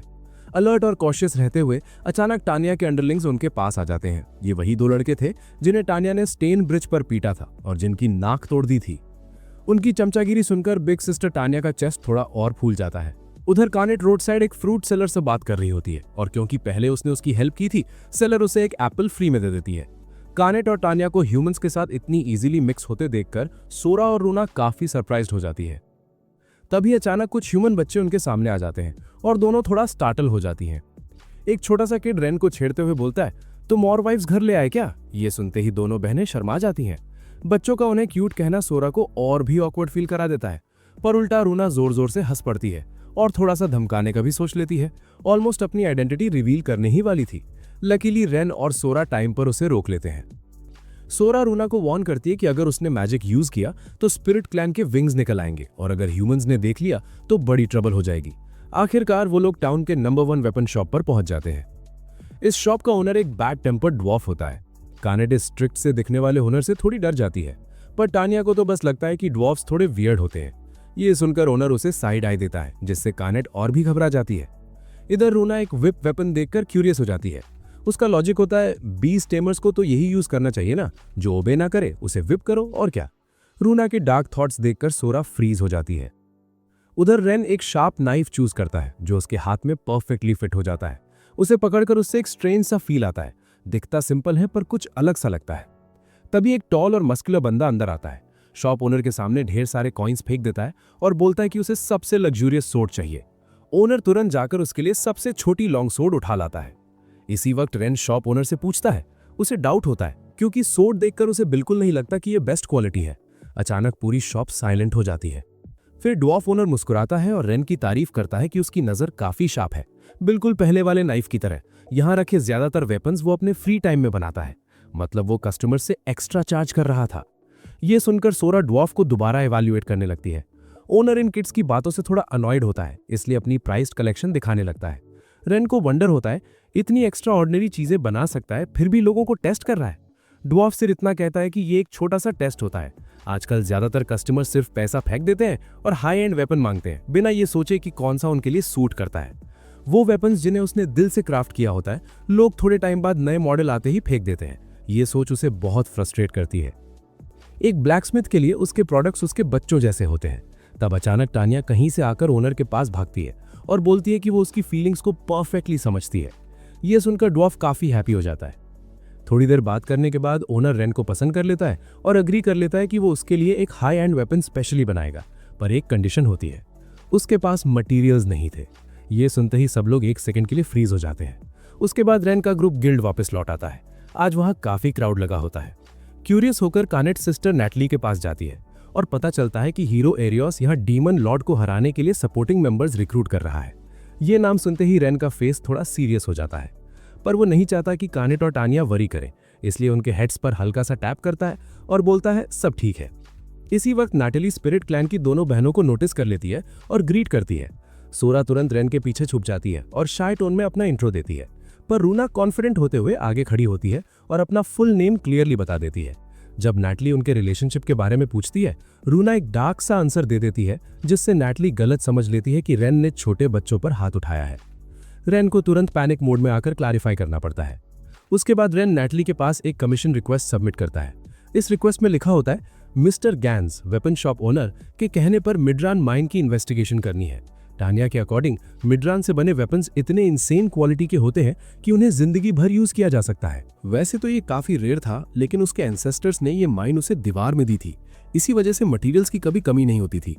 लेकिन रिसेंटली मिडरान ओर का कहीं भी ट्रेस नहीं मिल रहा था। रेन को नहीं लगा कि माइन पूरी तरह एग्जॉस्ट हो गई होगी, क्योंकि अगर मिनरल्स धीरे धीरे खत्म होते तो आउटपुट भी ग्रेजुअली कम होता। पर यह अचानक गायब हो जाना, उसे लगता है कि प्रॉब्लम सीधे माइन के अंदर से ही स्टार्ट हुई होगी। उसे बोलने की भी जरूरत नहीं पड़ी। कनाट और टानिया ऑलरेडी समझ चुकी थी कि वो क्या करना चाहता है, इसलिए रेन ने ओनर को सजेस्ट किया कि उन्हें माइन इन्वेस्टिगेट करने दे। मिस्टर गैंस ने जब रेन की आंखों में पैशन और ट्रस्ट देखा तो वो तुरंत मांग गया। पेमेंट का टॉपिक आया तो रेन ने बोला उसे पैसा नहीं चाहिए, बस जो वेपन्स वो ड्वार्फ क्राफ्ट करेगा उनमें से कुछ वो खुद रखना चाहता है। ये सुनकर ओनर काफी सरप्राइज हो गया और खुशी खुशी एग्री कर लिया। उसके बाद ग्रुप निकल पड़ा। आज माइन तक का रास्ता काफी पास था, इसलिए सबको फील हो रहा था जैसे पिकनिक पर जा रहे हो। पर उल्टा सोरा और रूना पीछे ही हाँप रही थी, थकी हुई, चक्कर खा रही थी और लग रहा था बस अब गिर ही जाएंगी। थोड़ी देर रेस्ट करना पड़ा। वेदर काफी गर्म था। लकीली उनके सामने ही एक कूल सा लेक था। इतना टेम्पटिंग लग रहा था कि दोनों बहनें रेन से रिक्वेस्ट करने लगी कि उन्हें पानी में थोड़ा सोक करने दे। रेन अभी इंस्ट्रक्शंस देने ही वाला था कि कनाट ऑलरेडी अपने कपड़े उतारने लग गई। थैंकफुली टानिया ने टाइम पर उसे रोक लिया। सेफ्टी के लिए रेन ने एक स्क्विरल के साथ टेम्परेरी कॉन्ट्रैक्ट बना लिया, ताकि अगर कोई डेंजर हो तो वो तुरंत कनाट के ग्रुप को सिग्नल दे सके। और रेन खुद थोड़ी देर के लिए शॉर्ट नैप लेने वाला था। उधर लेक में दोनों छोटी बहनें पानी में मस्ती कर रही थी, जब अचानक वो अजीब सी पोज बनाकर लेग स्प्रेड करने लगती हैं। कनाट और टानिया कंफ्यूज हो जाती हैं। पूछने पर पता चलता है कि वो जानना चाहती हैं कि उनका चेस्ट इतना बड़ा कैसे हुआ। कनाट और टानिया बस हंसी मजाक में बोल देती हैं कि टाइम के साथ सब ग्रो हो जाता है। सब टीजिंग और फन चल ही रहा होता है कि तब पानी के अंदर कुछ कनाट को छू जाता है। वो जोर से चिल्ला पड़ती है। इधर रेन जो सो रहा था एकदम से उठकर स्प्रिंट करता हुआ आ जाता है, देखने के लिए क्या हुआ। पर असल में रूना ने बस अपना हाथ फिश के साथ डिप करके कनाट को डरा दिया था। रेन को ऐसे अचानक देखकर सब थोड़ा शॉक हो जाते हैं और वो शर्मा के फेस साइड में घुमा लेता है। अगला ही सेकंड उसे सिस्टर्स के सामने फॉर्मली अपोलोजाइज करना पड़ता है। अनएक्सपेक्टेडली कनाट और तानिया बिल्कुल भी गुस्सा नहीं होती, उल्टा वो काफी हैप्पी होती हैं क्योंकि रेन उनकी स्क्रीम सुनकर तुरंत भाग आया था उनकी फिक्र में। सिस्टर से माफी मिलते ही रेन का मूड भी फ्रेश हो जाता है और वो रिलैक्स्ड सा स्माइल कर देता है। आखिर काफी मुश्किलों के बाद सब लोग मिडरन माइन तक पहुंच जाते हैं। वहां एक जगह छुपकर ऑब्जर्वेशन करते हैं। रेन के हिसाब से ये जगह इलीगल माइनिंग का हब लग रही थी और जो बर्ड ऊपर आसमान में चक्कर काट रहा था वो क्लियरली अपने मास्टर को सिग्नल दे रहा था। और जैसे ही उसने सोचा वैसे ही कुछ देर बाद इलीगल माइनर्स को किसी की प्रेजेंस का पता चल गया और वो गुस्से में बाहर निकल आए। रेन समझ गया कि अब उन्हें भी सामने आकर कन्फ्रंट करना पड़ेगा। उसने सिस्टर्स से बोला थोड़ा इजी रहना, पर इजी रहना मतलब सबको एक ही शॉट में अनकॉन्शियस कर देना। इस वजह से रेन उनसे कोई इंटेरोगेशन ही नहीं कर पाया। तब सोरा ने सडनली सजेस्ट किया कि वो मैजिक से उनकी मेमोरीज देख सकती है। दोनों बहनें मिलकर उनके दिमाग में झांकती हैं और पता चलता है कि रेन का गेस बिल्कुल करेक्ट था। उन्हें इमेजेस दिखती हैं जहां ये लोग इलीगल माइनिंग कर रहे थे और ये सब एडवेंचरर्स ही थे। हेल्प करने के बाद दोनों छोटी बहनें रिवॉर्ड के तौर पर हेड पैड डिमांड करती हैं, बिल्कुल कनित और तानिया की तरह। मजबूरन रेन भी दोनों के सर पर हाथ रखकर पैट कर देता है, जिससे वो काफी हैप्पी हो जाती हैं। अब उनका नेक्स्ट स्टेप था माइन के अंदर इन्फिल्ट्रेट करना। रेन उन्हें मेंटली प्रिपेयर रहने को बोलता है क्योंकि उनकी आइडेंटिटीज रिवील हो सकती हैं और एनिमी उन्हें स्काई से ऑब्जर्व कर रहा है। उसे पूरा यकीन था कि सामने वाली साइड पर भी कोई बीस्ट टेमर मौजूद है। जैसे ही वो माइन के अंदर घुसते हैं एक मैजिक फायरबॉल सीधे उनकी तरफ आ जाता है। लकीली सोरा और रूना आगे खड़ी होती हैं और उस अटैक को ब्लॉक कर लेती हैं। दोनों बहनें सोच रही होती हैं कि जल्दी से सब निपटा दें ताकि रेन फिर से उनके हेड्स पैट करे। तानिया और कनित भी तुरंत ज्वाइन कर लेती हैं उनकी हेल्प के लिए, और जो एक बंदा बचा होता है उसे हैंडल करने की जिम्मेदारी रेन अपने ऊपर लेता है। इल्लीगल माइनिंग करने के बाद भी वो आदमी सरेंडर नहीं करता, नाइफ निकालकर रेन पर झपट्टा मारता है, पर फिर भी नॉकआउट हो जाता है। फिर भी वो हार नहीं मानता और एक रैंक बी मॉन्स्टर बेहिमत समन कर देता है। तानिया का ग्रुप तुरंत समझ जाता है ये बंदा मॉन्स्टर टेमर है। नॉर्मली मॉन्स्टर्स को टेम करना काफी ज्यादा एडवांस टेक्निक और मैजिक पावर मांगता है। वो बोलता है कि ये मॉन्स्टर उसे न्यू बॉर्न स्टेज से मिला था और उसने इसे खुद पाला था, इसलिए ये उस पर हॉस्टाइल नहीं होता। बेहिमत ऑर्डर मिलते ही रेन पर चार्ज कर देता है। उसकी पावर इतनी ज्यादा होती है कि सबको लगता है माइन कोलैप्स हो जाएगी। फाइट के बीच रेन सिग्नल देता है कि बाकी लोगों को पहले बाहर ले जाया जाए। बाहर तानिया सिचुएशन संभालेगी और कनित वापस अंदर जाकर रेन को सपोर्ट करेगी। रेन कनित को ऑर्डर देता है कि पहले उस आदमी को न्यूट्रलाइज करो, जबकि वो खुद बेहिमत से डील करेगा, क्योंकि मॉन्स्टर उसके कमांड्स पर ही एक्ट कर रहा था। वैसे भी अगर उस आदमी को पकड़ लिया जाए तो मॉन्स्टर को रोकना ज्यादा फास्ट हो जाता। बेहिमत के अटैक्स हैवी जरूर थे, पर पैटर्न्स सिंपल थे। रेन ने उसकी मूवमेंट्स क्लियरली रीड कर ली थी, इसलिए वो कोई सॉलिड हिट नहीं लगा पा रहा था। लेकिन अगर जल्दी खत्म ना हुआ तो माइन ज्यादा देर तक टिक नहीं पाएगी। उधर कनित ने फाइनली उस आदमी को चुप करवा दिया। इसी मोमेंट पर रेन के दिमाग में एक आइडिया आता है, पर उसे डाउट होता है कि वो कर पाएगा या नहीं। तब उसके दिमाग में कनित के एनकरेजिंग वर्ड्स एको करते हैं और वो डिसाइड करता है कि खुद पर बिलीव करेगा और सबको डाउन नहीं होने देगा। रेन ने बेहिमत को सक्सेसफुली टेम कर लिया और उसका कंट्रोल अपने हाथ में ले लिया। उसने उस आदमी का डोमिनियन ओवरराइड कर दिया। नॉर्मली किसी और बीस्ट टेमर का कंट्रोल छीनना इम्पॉसिबल होता है, पर रेन ने सोचा अगर उसके पास वैसी ही पावर है जैसे सब कहते हैं तो शायद ये पॉसिबल हो। वो आदमी अभी भी एक्सेप्ट नहीं कर पा रहा था कि बेहिमत उसके हाथ से निकल चुका है, इसलिए उसने दोबारा अपनी कमांड फोर्स करने की कोशिश की, लेकिन उल्टा बेहिमत ने उस पर ही अटैक कर दिया। डेंजर के मोमेंट में रेन ने तुरंत फायरबॉल से बेहिमत को नॉकआउट कर दिया। आदमी हैरान था कि वो कैसे फेल हो गया। रेन उसे समझाता है कि मॉन्स्टर्स और ह्यूमंस के बीच चाहे टेमिंग हो, हॉस्टिलिटी कंप्लीटली खत्म नहीं होती। मॉन्स्टर ने उसके अंदर का हेट्रेड सेंस कर लिया और इसी वजह से वो आउट ऑफ कंट्रोल हो गया, इसलिए रेन को बीच में इंटरवीन करना पड़ा। इल्लीगल माइनिंग ग्रुप की स्टोरी सुनकर एक और शॉकिंग बात सामने आती है। सब लोगों ने मिस्टर गैन से वेपन्स खरीदे थे। वो वही फेक वेपन्स थे जो ड्वार्फ ओनर ने आइडल टाइम में बनाकर बेच दिए थे। जब उन्हें ये पता चला तो उन्होंने रिवेंज के लिए मिडरन चुराना शुरू कर दिया, ताकि मिस्टर गैन्स दोबारा वेपन्स फोर्ज ही ना कर सकें। जब मिस्टर गैन्स को यह सब बताया जाता है तो वो काफी डिस्टर्ब हो जाता है। उसे अपनी गलती का एहसास होता है कि उसने कस्टमर्स और वेपन्स दोनों के साथ डिसऑनेस्ट टेस्ट किया था। रेन उससे आर्ग्यू नहीं करता, बल्कि शांत रहकर उसके हाथ पर हाथ रखता है और बोलता है कि बस गलती सुधार लो। हर कोई गलती करता है, बस रियलाइज करके करेक्ट करना ही इंपॉर्टेंट होता है। वो एडवाइस देता है कि पहले जैसे पूरे दिल से हर वेपन क्राफ्ट करो, बस वही काफी होगा। मिस्टर गैन्स इतनी उम्र में एक बच्चे से लेक्चर सुन रहा था, पर उसे गुस्सा नहीं आया। उल्टा उसने डिसाइड किया कि वो पॉजिटिव चेंज लाएगा और शुरुआत के लिए सबसे पहला स्पेशल वेपन वो रेन के लिए ही क्राफ्ट करेगा। ये सुनते ही रेन ने धीरे से ओनर के कान में विस्पर किया कि वो वेपन अपने ओन आइडिया के हिसाब से क्राफ्ट करवाना चाहता है। दोनों बिल्कुल सीक्रेटली बात कर रहे थे, जिससे कनित का ग्रुप काफी क्यूरियस हो गया कि आखिर क्या प्लानिंग चल रही है। उधर एरियोस का ग्रुप नए सपोर्टिंग मेंबर्स रिक्रूट करने में लगा हुआ था, पर उन्हें कोई भी सेटिस्फैक्ट्री नहीं मिल रहा था। एक बीस्ट टेमर अप्लाई करने आया भी, लेकिन जब पता चला कि वो सिर्फ एक ही एनिमल कमांड कर सकता है और फाइट भी नहीं कर पाता, तो एरियोस ने सीधा रिजेक्ट कर दिया। वो बंदा और भी कंफ्यूज हो गया जब एरियोस ने उससे पूछ लिया कि क्या वो स्ट्रॉन्गेस्ट क्लैन को भी कमांड कर सकता है, क्योंकि किसी नॉर्मल ह्यूमन बीस्ट टेमर के लिए स्ट्रॉन्गेस्ट क्लैन को कमांड करना लिटरली इम्पॉसिबल था। जब एरियोस ने लास्ट एप्लीकेंट को भी हटा दिया तो उसके फेस पर बोर्डम और थकान दोनों क्लियरली दिख रही थी। मीना को लगा कि सिर्फ पहले वाला ही नहीं, बल्कि बाकी जो कैंडिडेट्स आए थे उनमें से काफी लोग सपोर्ट रोल के लिए क्वालिफाइड थे, पर एरियोस किसी से भी सेटिस्फाइड नहीं हो रहा था और हर किसी का कंपैरिजन रेन से कर रहा था। मीना को टेंशन होने लगी कि अगर ऐसे ही चलता रहा तो उनका जर्नी आगे बढ़ ही नहीं पाएगा और डीमन लॉर्ड को डिफीट करना बस एक डिस्टेंट ड्रीम बनकर रह जाएगा। इसीलिए वो एरियोस के पास जाकर बोली कि उसके सिलेक्शन स्टैंडर्ड्स थोड़े ज्यादा स्ट्रिक्ट हो गए हैं, पर उसने सीधा उसे रीबफ कर दिया। एक्चुअली रेन के जाने के बाद जो फ्रस्ट्रेशन थी वो ऑटोमेटिकली मीना पर निकल रही थी। डिससैटिस्फाइड होने के बावजूद मीना ने दांत पीसकर सब टॉलरेट किया, सिर्फ इसलिए क्योंकि ये गॉड्स के सर्वेंट कमीशन था। ये कहकर एरियोस ने मीना को रेस्ट करने भेज दिया।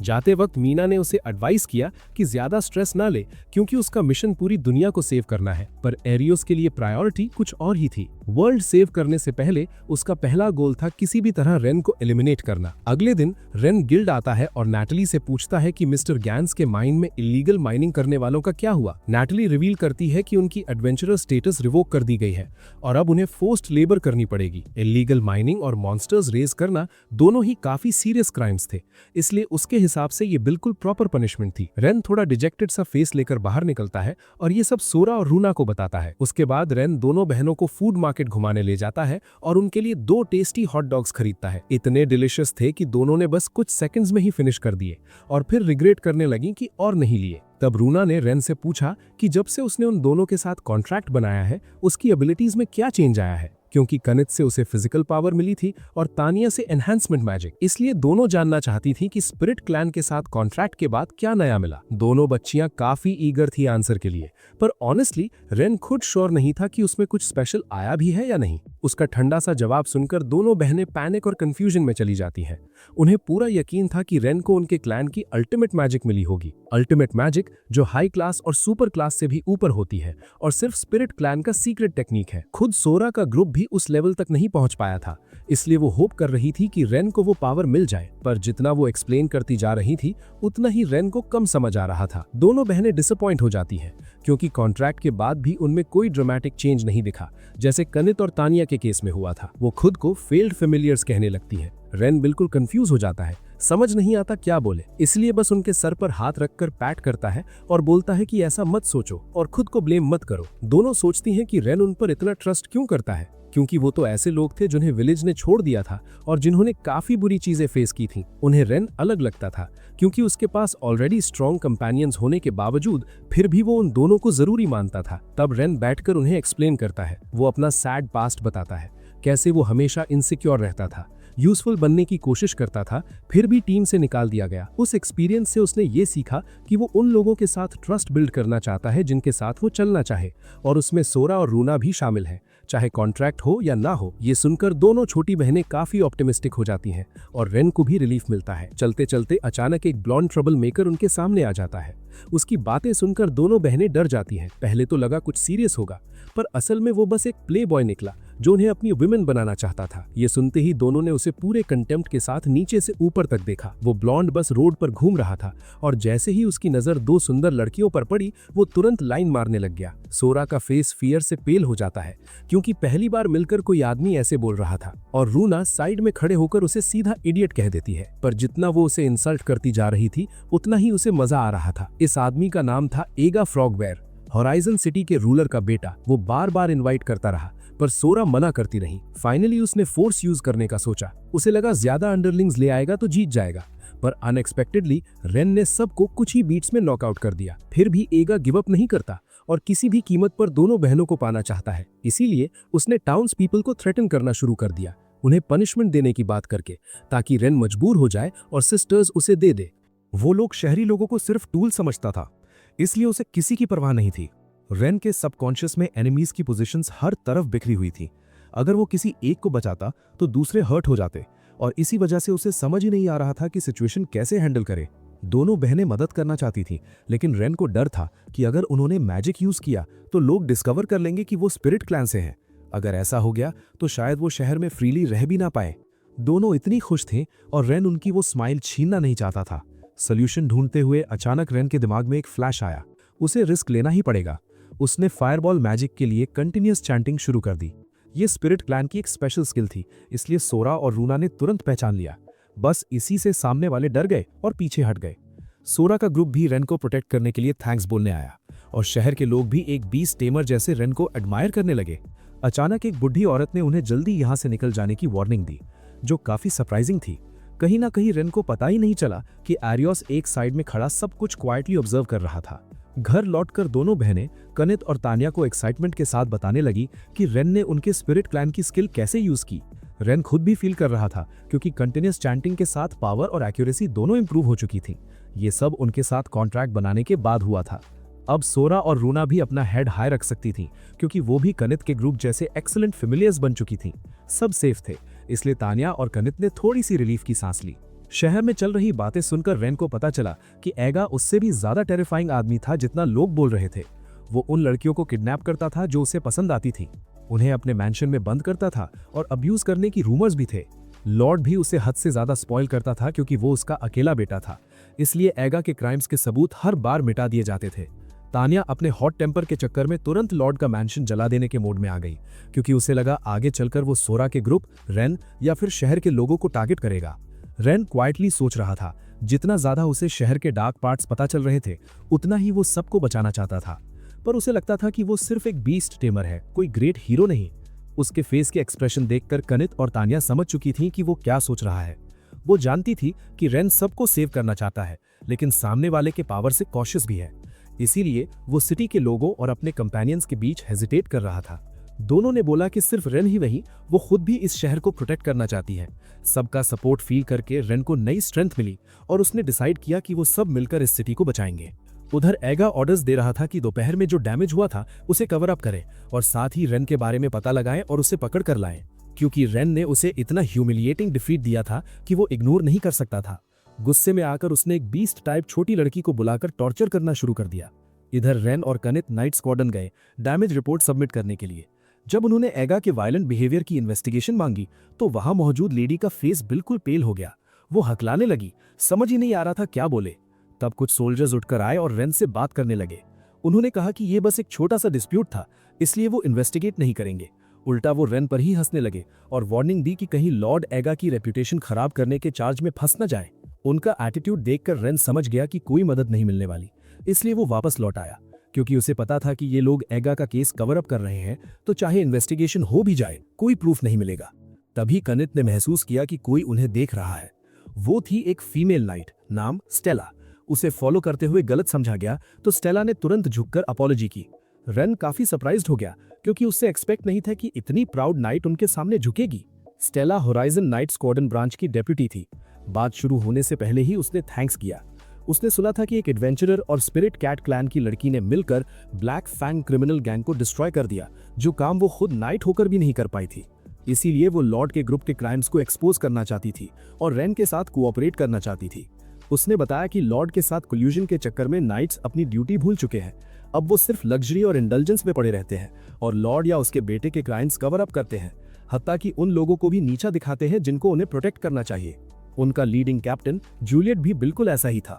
इसीलिए स्टेला चाहती थी कि नाइट स्क्वाड्रन फिर से अपनी असली वैल्यूज पर लौट आए। जब स्टेला ने देखा कि रेन और उसके साथ वाले लोग एगा के क्राइम्स को ओपनली कंडेम कर रहे थे, तो उसे एक नई होप दिखी, जैसे कोई टर्निंग पॉइंट आ गया हो।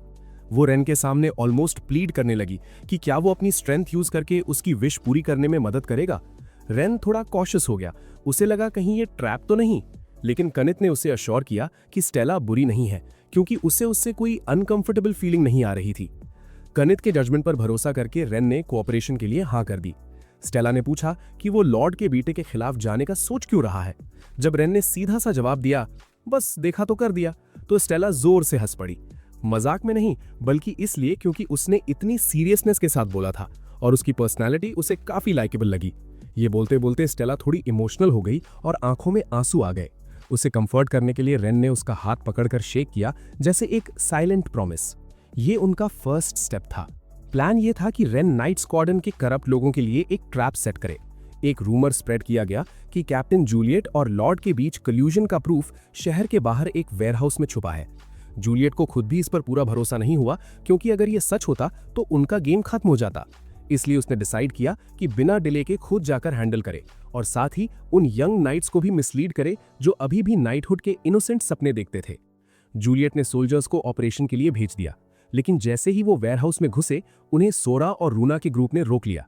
वेयरहाउस के अंदर रेन ड्वार्फ शॉप ओनर से लिया हुआ नया गियर यूज कर रहा था, एक हाई ग्रेड आर्मर जो उसके हर हिट को ऑलमोस्ट परफेक्ट एक्यूरेसी देता था। उसने अपनी लास्ट शॉट जूलियट के लिए बचाई थी, लेकिन जूलियट ने टाइम पर डॉज कर लिया। स्टेला को वहां देखकर जूलियट शॉक हो गया, क्लियरली अपनी कलीग को पहचान गया। स्टेला ने भी छुपने का कोई मतलब नहीं समझा और सीधा बोल दिया कि उसके लोग पूरी नाइट स्क्वाड्रन को सप्रेस कर चुके हैं और करप्शन का प्रूफ भी मिल चुका है। जैसे ही जूलियट ने रेन का नाम सुना, वो जैसे होश में आ गया।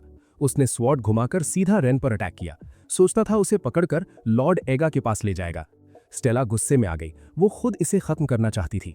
जूलियट ने उसे ट्रीजन का चार्ज लगाकर थ्रेटन किया और फिर सीधा उस पर चार्ज कर दिया। रियलिटी ये थी कि स्टेला उसके लेवल की नहीं थी, फिर भी वो पीछे नहीं हटी और फाइट करती रही। उसकी आंखों में सिर्फ एक ही डिटर्मिनेशन थी, एक डिसाइसिव स्ट्राइक मार के उसे गिरा देना।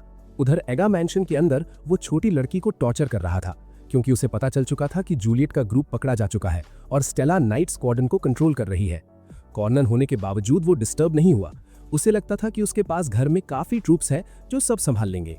तभी खिड़की के पास से एक हल्की सी आवाज आई। वो एरियस था, डिस्गाइज करके आया था और रेन के खिलाफ अलायंस प्रपोज कर रहा था। जब उसने एगा को बताया कि रेन स्ट्रॉन्गेस्ट क्लैंस को कमांड करता है और उसका स्टेटस, फेम, पैसा सब छीन सकता है, तो एगा का गुस्सा फट पड़ा। एरियस ने उसे एक रिंग दी जो मैजिक पावर से भरी हुई थी और बोला कि इसी से रेन को खत्म करो। एगा के अंदर का हेट्रेड बाहर आ गया और यही देखकर एरियस सैटिस्फाइड हो गया, क्योंकि रिंग नेगेटिविटी से और स्ट्रांग होती जा रही थी। स्टेला, जो अब नाइट स्क्वाड्रन की कैप्टन बन चुकी थी, इन्वेस्टिगेशन शुरू कर चुकी थी। वो सोल्जर्स को लेकर मैंशन पहुंची और लॉर्ड पर इमरजेंसी इंक्वायरी डिमांड की। उसने अनाउंस किया कि फॉर्मर कैप्टन जूलियट ब्राइबरी के चार्ज में अरेस्ट हो चुका है, लेकिन उसकी रिक्वेस्ट डिनाई कर दी गई। उल्टा उसके रास्ते में सोल्जर्स खड़े कर दिए गए। इसका मतलब क्लियर था, अब फोर्स यूज होगी। स्टेला के ग्रुप ने आर्मर पहना, रेडी टू क्लैश, और इस बार उनके साथ सपोर्ट में थी कनित और तान्या। मैंशन के अंदर से एगा उन्हें फाइट करते देखकर मॉक कर रहा था। उसने वो 2 स्ट्रॉन्गेस्ट क्लैंस भी देख लिए जो रेन कमांड करता था। उसका प्लान था रिंग से उनके कॉन्ट्रैक्ट्स तोड़ दे, उनका कंट्रोल खत्म करे और खुद उनका नया मास्टर बन जाए। उधर रेन ने डाइवर्जन का यूज करके मैंशन के अंदर स्नीक इन कर लिया। मिशन सिंपल था, हॉस्टेजेस को रेस्क्यू करना, लेकिन रूना थोड़ी ज्यादा लाउड थी, जिससे सोरा और रेन दोनों टेंस हो गए, कहीं एगा सुन न ले और उनकी नेक स्नैप न कर दे। फिर सोरा और रूना ने मैजिक सर्च एक्टिवेट कर दी। जहां भी लोग मिलते उन्हें टेलीपोर्ट करके सेफ जगह भेज देते। इससे कनित का ग्रुप जो बाहर डिस्ट्रैक्शन क्रिएट कर रहा था, वो फुल पावर से लड़ सकता था। प्लान ये था, फादर सन लॉर्ड्स को कैप्चर करना, प्रूफ कलेक्ट करना और मैच अपनी साइड में कर लेना। तभी रूला को कुछ अजीब लगा। बस ह्यूमंस नहीं थे बेसमेंट में, वहां से जो मैसिव मैजिक सिग्नल आ रहा था वो बिल्कुल गलत था। इतना स्ट्रॉन्ग, ऑलमोस्ट उन दोनों सिस्टर्स के लेवल का। रेन को भी डाउट हुआ कि कहीं ये भी स्ट्रॉन्गेस्ट क्लैंस में से कोई तो नहीं, पर समझ नहीं आ रहा था कि वो यहाँ क्यों होगा। रेन ने सोरा और रूना को सर्च कंटिन्यू करने को कहा और खुद उस एनर्जी सोर्स को चेक करने निकल पड़ा। इस सिचुएशन में किसी अननोन पावर हाउस को इग्नोर करना डेंजरस मूव होता। सोरा और रूना वरीड हो गईं क्योंकि वो मैजिक उनके लेवल का था, पर रेन ने उनके सर पर हाथ रखा, रीएश्योर किया कि वो ठीक रहेगा। अंदर अंदर रेन गिल्टी फील कर रहा था, क्योंकि सबको बचाने के चक्कर में सोरा और रूना की आइडेंटिटीज भी एक्सपोज हो चुकी थी। रूना ने खड़े होते ही रेन से कहा कि अगर वो सेफ वापस नहीं आया तो पनिशमेंट के तौर पर उसे उनके सर पर 100 बार हाथ रखना पड़ेगा। रेन ने बिना वक्त गंवाए इन्वेस्टिगेशन स्टार्ट की। उसकी नजर एक रूम पर पड़ गई। कुछ तो ऑफ लग रहा था। वो धीरे से अंदर घुसा और जो उसने देखा उससे वो स्टन हो गया। रूम के बीच में एक मजबूत स्टील केज था और उसके अंदर बंद थी एक छोटी सी लड़की जिसके 3 फॉक्स जैसे टेल्स थे। गलती हो ही नहीं सकती थी। ये स्ट्रॉन्गेस्ट क्लैंस में से एक थी, गॉड क्लैन। रेन ने तुरंत लॉक तोड़ दिया और दौड़कर उस लड़की के पास गया जो इतना अचानक देखकर घबरा गई। उसका नाम नीना था। जब उसे पता चला कि रेन उसका एलाय है तो वो रोती हुई उससे जोर से हग कर बैठ गई। नीना गॉड क्लैन से थी, एक ऐसा क्लैन जिसे लोग नॉर्मली वर्शिप करते थे। वो पहले एक शांत से गांव में रहती थी, रोज चैन की नींद और प्यार करने वाले विलेजर्स जो उसे प्रोटेक्ट करते थे। लेकिन एक दिन एगा आया और उस दिन के बाद उसकी जिंदगी बदल गई। उसने धमकी दी कि अगर नीना ने उसकी बात नहीं मानी तो गांव के सब लोगों को सजा मिलेगी। डर के मारे नीना ने एक एन्चेंटेड स्लेव कॉलर पहन लिया। उसके बाद वो उसे टॉर्चर करता, अब्यूज करता अपनी सिक सेटिस्फैक्शन के लिए। नीना अकेली सब कुछ झेलती रही और धीरे धीरे अंदर से टूट गई। रेन का दिल भर आया। उसने नीना को बचाना चाहा, लेकिन लड़की ने कांपते हुए बताया कि कॉलर में बहुत स्ट्रॉन्ग मैजिक लगी हुई है। रेन ने कामली कहा कि वो उस पर ट्रस्ट करे। नीना चुपचाप बैठ गई, उस पर भरोसा करते हुए। रेन ने फिर से डोमिनियन स्टीलिंग मैजिक ट्राई करने का सोचा, लेकिन कॉलर का पावर इतना ज्यादा था कि रेन दर्द से करहा उठा। नीना और भी गिल्टी फील करने लगी। तभी रेन को याद आया, वो अकेला नहीं है। उसके पास कनात की ब्रूट स्ट्रेंथ है, तान्या की मैजिक और सोरा और रूना की स्पिरिट पावर भी है। रेन ने सबकी एनर्जी फोकस की और फुल फोर्स के साथ स्पेल एक्टिवेट किया। क्रैक! कॉलर टूट गया। नीना फ्री हो चुकी थी। उधर बाहर सोल्जर्स और कनात का ग्रुप फुल ऑन बैटल में था। जब सोल्जर्स जीत नहीं पा रहे थे तो उन्होंने बेसमेंट के हॉस्टेजेस को बेट बना लिया, लेकिन उनका प्लान फेल हो गया क्योंकि सोरा और रूना पहले ही सबको इवैक्यूएट करके सेफ जगह ले जा चुकी थीं। अब बाहर का सीन तान्या और कनात संभाल रहे थे और स्टेला मैंशन के अंदर घुसने वाली थी लॉर्ड और उसके बेटे को अरेस्ट करने। मैंशन के अंदर लॉर्ड भाग रहा था अपना सामान उठाकर। उसने एगा को बताया। एगा ने गुस्से में कहा कि वो पहले निकल जाए, वो खुद एविडेंस डिस्ट्रॉय करेगा। तभी सब हॉल में आ गए और रेन नीना को लेकर निकल रहा था। सब शॉक हो गए जब उन्होंने एक और स्ट्रॉन्गेस्ट क्लैन मेंबर देखी। फिर से रेन को टीज करने लगे कि ये भी कोई लड़की उठा लाया है। रेन ऑकवर्ड हो गया। उसे खुद समझ नहीं आ रहा था कि ये सब कैसे हो रहा है। सोरा भी सरप्राइज की। गॉड क्लैन यूजुअली ह्यूमंस के सामने रेयरली आता था और ये तो सीधा यहां थी। कनात को नीना का सॉफ्ट फर काफी इंटरेस्टिंग लग रहा था। नीना थोड़ी शाई थी पर क्वाइटली खड़ी रही। स्टेला भी अंदर आ चुकी थी और रेन को सिंसियरली थैंक किया। उसकी वजह से ही प्लान सक्सेसफुल हो रहा था। तभी लॉर्ड भागते हुए हॉल में आ गया। रेन ने अपना वेपन यूज करके रोप शूट की और उसे बांध दिया। अचानक ईगा चिल्लाता हुआ बाहर आया और रिंग से एक टेरिफाइंग स्पेल रिलीज कर दिया। रेन जो उस मोमेंट कॉशियस नहीं था, सीधा हिट हो गया। रूफ पर खड़ा आरियोस सैटिस्फाई हो रहा था। उसका प्लान काम कर गया था, या कम से कम उसे ऐसा लगा, क्योंकि जो मैजिक यूज हुआ था वो सुपर क्लास स्पेल था, ग्रिम रीपर साइथ, इंस्टेंट डेथ। लेकिन रेन बिल्कुल ठीक खड़ा था। सब फ्रीज हो गए। कनात और बाकी सब और भी इंप्रेस हो गए। ये बंदा सब मैजिक रेजिस्ट कर सकता है क्या? रूना लेकिन कुछ और ही सोच रही थी। उसने अचानक रेन पर पॉइजनस स्मोक स्प्रे कर दिया। सोरा ने तुरंत उसे पकड़ लिया। पागल हो गई है क्या? मास्टर पर पॉइजन कौन करता है? लेकिन रूना क्यूरियस थी। जब से कॉन्ट्रैक्ट हुआ था रेन को सिर्फ एक एबिलिटी मिल रही थी। उसे लगा कुछ तो और होगा और उसने गेस किया। स्पिरिट क्लैन के साथ कॉन्ट्रैक्ट का इफेक्ट एबनॉर्मल स्टेटस नलिफिकेशन, इसलिए पॉइजन का भी कोई इफेक्ट नहीं हुआ। उसकी क्यूरियोसिटी सेटिस्फाई हो चुकी थी। सोरा रूना पर गुस्सा हो गई और उन दोनों के शोर शराबे से नीना डर कर कांपने लगी। उधर एगा शॉक में था। उसे यकीन नहीं हो रहा था कि वो हार गया। रिंग के अंदर की हेट्रेड और नेगेटिविटी उसके बॉडी में फैल रही थी और उसे और ज्यादा पावरफुल बना रही थी। पर्पल सा सब्सटेंस उसे पूरी तरह निगल गया और अब एक डीमन रेस फिर से रिवाइव हो चुकी थी।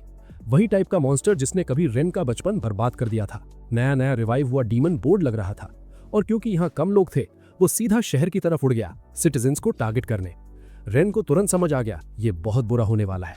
वो मुड़ा और देखा उसके असली टीममेट्स उसके पीछे खड़े थे, रेडी उसके साथ। एक दूसरे की बात समझते ही रेन ने तुरंत प्लानिंग शुरू कर दी। उसने स्टेला से कहा कि वो सिटीजन्स और नीना को संभाले, लेकिन तभी नीना ने रेन का स्लीव पकड़ ली, आंखों से सिग्नल देते हुए कि वो भी हेल्प करना चाहती है।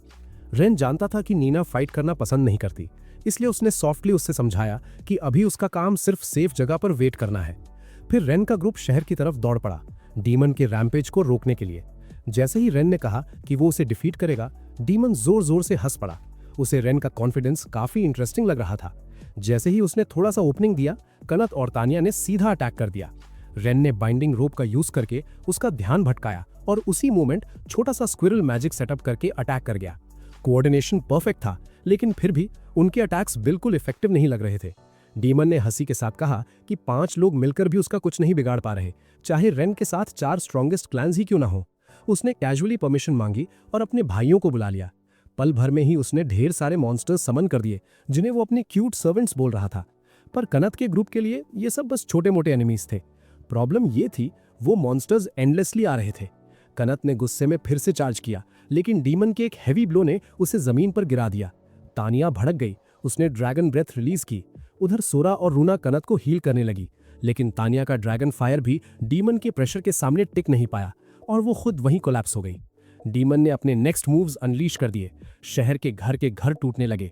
रेन का ग्रुप एक के बाद एक स्पेल्स यूज कर रहा था। रेन ने कनत और तानिया पर मल्टी टारगेट एनहांसमेंट कास्ट की। दोनों फिर से उठकर फ्रेंजी में अटैक करने लगे, लेकिन उनके पंचेस का भी कोई असर नहीं हुआ। ऊपर से डीमन ने और मॉन्स्टर्स बुला लिए जो रेन के ग्रुप को सराउंड करने लगे।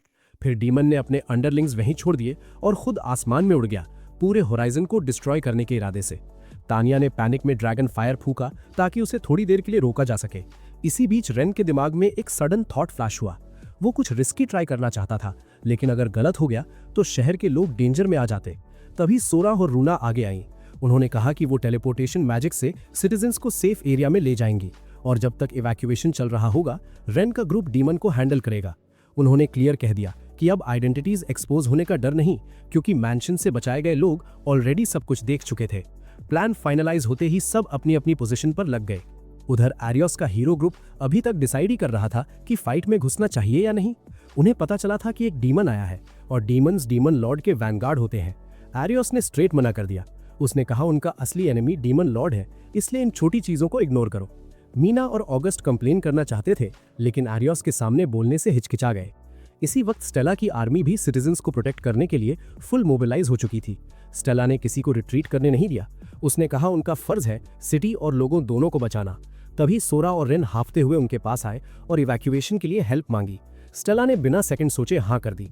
प्लान सुनते ही वो अपने सोल्जर्स के साथ निकल पड़ी और मीना को सोरा के ग्रुप के साथ प्रोटेक्शन में छोड़ दिया। कनत और तानिया अभी भी मॉन्स्टर्स से लोगों को बचाने में लगे हुए थे। उनका काम था रास्ता क्लियर करना ताकि सिटीजन्स टेलीपोर्टेशन सर्कल तक पहुंच सके। पर जब ह्यूमंस ने स्पिरिट क्लैन का अपीयरेंस देखा, जो नॉर्मली ह्यूमंस से नफरत करते थे, तो उन्हें ट्रस्ट करना मुश्किल लग रहा था। उन्हें डर था कि उस मैजिक में घुसना डेंजरस होगा। इस मोमेंट पर सोरा और रूना थोड़ी उदास हो गई। तभी हॉट डॉग शॉप का वो अंकल आया जहां से उन्होंने पहले खाया था। उसने उन्हें पहचान लिया। मुस्कुराते हुए उसने कहा वो सबसे पहले मैजिक सर्कल में जाएगा। उसके बाद शहर की वो छोटी लड़की भी आ गई जो पहले मिली थी, और फिर मैंशन से रेस्क्यू हुए लोग एक एक करके आगे बढ़ने लगे। सोरा और रूना ने स्पेल कास्ट किया और सबको सेफली टेलीपोर्ट कर दिया। लेकिन अभी सब इवैक्यूएट हुए भी नहीं थे कि एक सोल्जर चिल्लाया, मॉन्स्टर इधर आ रहे हैं। रूना ने तुरंत मैजिक का काम सोरा को दे दिया और खुद आगे रश करके फाइट में ज्वाइन कर ली। एंडलेस मॉन्स्टर्स से लड़ते लड़ते कनत और तानिया ऑलमोस्ट एग्जॉस्ट हो चुकी थीं। तभी अनएक्सपेक्टेड सपोर्ट आया। वही एडवेंचर ग्रुप जिसे तानिया ने कभी स्टेन ब्रिज पर डिसिप्लिन किया था। उनके साथ साथ होराइजन के और एडवेंचरर्स भी आ गए, जो इसे एक स्पेशल कमीशन समझकर रेन के ग्रुप को सपोर्ट करने आए थे। इस वक्त वो नाइट्स जैसे बनकर सिटी को प्रोटेक्ट कर रहे थे। क्योंकि एरियो का हीरो टीम नहीं आया था, नैटली को लगा ये बैटल बहुत टफ होने वाली है। यहाँ तक कि मिस्टर गैंस, शहर का टॉप वेपन स्मिथ, उसने भी सबको कॉम्बैट वेपन्स देने ऑफर कर दिए। ये वो ब्लेड्स और टूल्स थे जिन पर उसने दिल जान से मेहनत की थी। सबने डिसाइड कर लिया, आज होराइजन सिटी को बचाना है और रेन के ग्रुप के लिए रास्ता क्लियर करना है, किसी भी कीमत पर। नीना ने जब देखा कि सब बड़े भाई बहन एक दूसरे को प्रोटेक्ट करने के लिए अपनी पूरी जान लगा रहे हैं, तो उसके दिल के अंदर भी एक नई ताकत जाग उठी। छोटी सी लड़की को लगता था कि उसे चोट लग जाएगी या वो किसी को हर्ट कर देगी, लेकिन जब उसने सबको पूरी कोशिश के साथ फाइट करते देखा तो उसके दिमाग में एक नया थॉट आया। उधर रेन पास जाने की कोशिश कर रहा था, लेकिन डीमन तक सीधा पहुंचना अभी भी काफी दूर लग रहा था। कनत ने सजेस्ट किया कि टानिया ड्रैगन फॉर्म में ट्रांसफॉर्म होकर ऊपर से अटैक करे, पर टानिया ने तुरंत मना कर दिया। उस फॉर्मेशन में उसके लिए प्रॉपर कंट्रोल पॉसिबल नहीं होता और पास जाने पर वो बस एक इजी टारगेट बन जाती, डीमन को टच भी नहीं कर पाती। सोरा के टेलीपोर्ट स्पेल्स भी इतने एक्यूरेट नहीं थे, लेकिन उसे याद आया, एक ऐसा क्लैन है जिसका टेलीपोर्टेशन सबसे प्रिसाइज होता है, स्ट्रॉन्गेस्ट क्लैन्स में से एक, गॉड क्लैन। इसी वक्त नीना दौड़कर रेन के पास आई और उसे जोर से हक कर लिया। कनत और टानिया को भी याद आया, उन्होंने सुना था कि गॉड क्लैन के पास एक स्पेशल एबिलिटी होती है जो बाकी स्ट्रॉन्गेस्ट क्लैन्स के पास नहीं होती, space manipulation, instant teleportation. Rain ने भी सीधा पूछ लिया कि क्या नीना हेल्प कर सकती है। नीना थोड़ी नर्वस थी, लेकिन फिर भी उसने हाँ कर दी। प्लान क्लियर था, कनत और टानिया नीचे मॉन्स्टर्स को संभालेंगी और रेन नीना के साथ मिलकर डीमन के बिल्कुल पास जाएगा। रेन ने मिस्टर गैंस के बनाए आर्मर वेपन का यूज करके अटैक्स डॉज करते हुए मूव करना शुरू किया। जैसे ही डीमन ने एक मैसिव मैजिक बॉल रेन की तरफ फेंका, नीना ने इंस्टेंट टेलीपोर्टेशन यूज की और सीधा उसके सामने अपीयर हो गई। डीमन एक सेकंड के लिए कंफ्यूज हो गया। रेन ने तुरंत अपनी इनर स्ट्रेंथ बूस्ट की, फिर नीना ने उसे टेलीपोर्ट करके डीमन के बिल्कुल पास पहुंचा दिया। रेन ने ट्राई किया उसके मॉन्स्टर्स पर अपना डोमिनियन ओवरराइड करने का। डीमन को यकीन ही नहीं हुआ कि एक ह्यूमन उससे कंट्रोल छीन सकता है। उसने गुस्से में रेन से पूछा कि वो कौन है। रेन बस हल्की सी स्माइल के साथ बोला, बस एक नॉर्मल बीस्ट टेमर। डीमन और ज्यादा एनरेज्ड हो गया। उसने रेन का मैजिक सर्कल तोड़ दिया और सीधा उस पर चार्ज कर दिया, लेकिन अगले ही पल उसके अपने मॉन्स्टर्स रेन के कमांड पर उसी पर टूट पड़े। डीमन संभल नहीं पाया और धीरे धीरे स्पेस के अंदर डिसॉल्व होने लगा। ये सब उसकी एक्सपेक्टेशन से बाहर था। मरते वक्त भी उसे रेन इंटरेस्टिंग लगा। वो उसका नाम जानना चाहता था, पर रेन ने कोल्ड टोन में मना कर दिया। फाइट वहीं खत्म हो गई। नीना भी थकान से बेहोश होने वाली थी, लेकिन टानिया ने वक्त पर दोनों को पकड़ लिया। होराइजन सिटी पर दोबारा सनलाइट चमक उठी। शहर धीरे धीरे अपनी पुरानी लाइफ में लौटने लगा। स्टेला ऑफिशियली नाइट स्क्वाड्रन की कैप्टन बन चुकी थी। रेन को पूरा भरोसा था, अगर वो होगी तो स्क्वाड्रन सच में चेंज हो जाएगा। उसने बताया कि करप्शन केस में इन्वॉल्व सब लोगों को रॉयल कैपिटल भेज दिया गया है पनिशमेंट के लिए। स्टेला ने नीना के गांव के बारे में भी इंक्वायरी करवाई। सुनने में आया कि जब नीना किडनैप हुई थी तो विलेजर्स ने गांव छोड़ दिया था। रेन ने क्वाइटली कहा, जब तक वो जिंदा है कभी ना कभी रियूनियन जरूर होगा। कनत रिकंस्ट्रक्शन वर्क में फुल एक्टिव थी, जैसे वो होराइजन की परमानेंट सिटीजन बन गई हो। टानिया अभी भी ड्रैगन आइडेंटिटी छिपा रही थी, लेकिन लगता था शहर वाले सब पहले से ही जानते थे। सोरा और रूना भी सिटी लाइफ में घुल मिल चुकी थी। कभी कभी हॉट डॉग वाले अंकल के पास जाकर स्नैक्स खाती रहती थी। सबको हीरो जैसे रेस्क्यू करने के बाद भी रेन खुद को हीरो बोलने से हिचकिचाता था। उसे लगता था वो बस एक नॉर्मल बीस्ट टेमर है जो कहीं भी मिल जाता। कनत का ग्रुप हमेशा उसकी ओवर मॉडेस्टी से परेशान हो जाता। कॉम्बैट के बाद नीना ने भी कहा कि वो रेन की स्ट्रेंथ बनना चाहती है, बिल्कुल बाकी सिस्टर्स की तरह। रेन उसकी फीलिंग्स समझता था, पर उसने ऑनेस्टली बोला कि वो ऑलरेडी सबसे कॉन्ट्रैक्ट बना चुका है और अब एक और कॉन्ट्रैक्ट बनाना रिस्की हो सकता है। लेकिन जब उसने सबकी आंखों में उम्मीद देखी, रेन ने डिसाइड किया रिस्क लेना पड़ेगा। कुछ ही मिनट्स बाद कॉन्ट्रैक्ट कंप्लीट हो चुका था। जैसे ही रिचुअल खत्म हुआ, कनत और टानिया ने दौड़कर छोटी बीस्ट गर्ल को हग और कर्ल कर लिया। सोरा और रूना भी बहुत खुश थी, उन्हें हमेशा से एक छोटी सिस्टर चाहिए थी। सब सेटल होने के बाद रेन का ग्रुप गिल्ड गया, जहां स्टेला भी मौजूद थी। उन्होंने पूछा कि नाइट स्क्वाड्रन की कैप्टन आज एडवेंचरर्स गिल्ड में क्या कर रही है। स्टेला ने बताया कि अब से एडवेंचरर्स और नाइट स्क्वाड्रन ऑफिशियली कोऑपरेट करेंगे, सिक्योरिटी मिलकर मेंटेन करेंगे। सबको लगा डायरेक्शन सही जा रही है। स्टेला ने सबका थैंक्स किया, क्योंकि रेन के ग्रुप की वजह से वो अपना सपना पूरा कर पाई, नाइट स्क्वाड्रन को वापस सही रास्ते पर लाने का। इसी वक्त नैटली भी आगे आई। उसने कहा उसके पास अनाउंसमेंट है, और फिर गिल्ड ने ऑफिशियली डिसाइड किया कि रेन को प्रमोट करके रैंक सी एडवेंचरर बनाया जाएगा। रेन शॉक हो गया, उसे लगा नैटली थोड़ा ज्यादा बफ कर रही है, क्योंकि वो अभी अभी रैंक ई बना था। पर नैटली के पास सॉलिड रीजंस थे। उसने तो मजाक मजाक में ये भी बोला कि रैंक ए भी जस्टिफाइड होता। ऊपर से रिवॉर्ड के नाम पर पैसों का माउंटेन मिलने वाला था। पॉकेट गर्म होती देख रेन ने तुरंत डिसाइड किया सबको ट्रीट मिलेगी।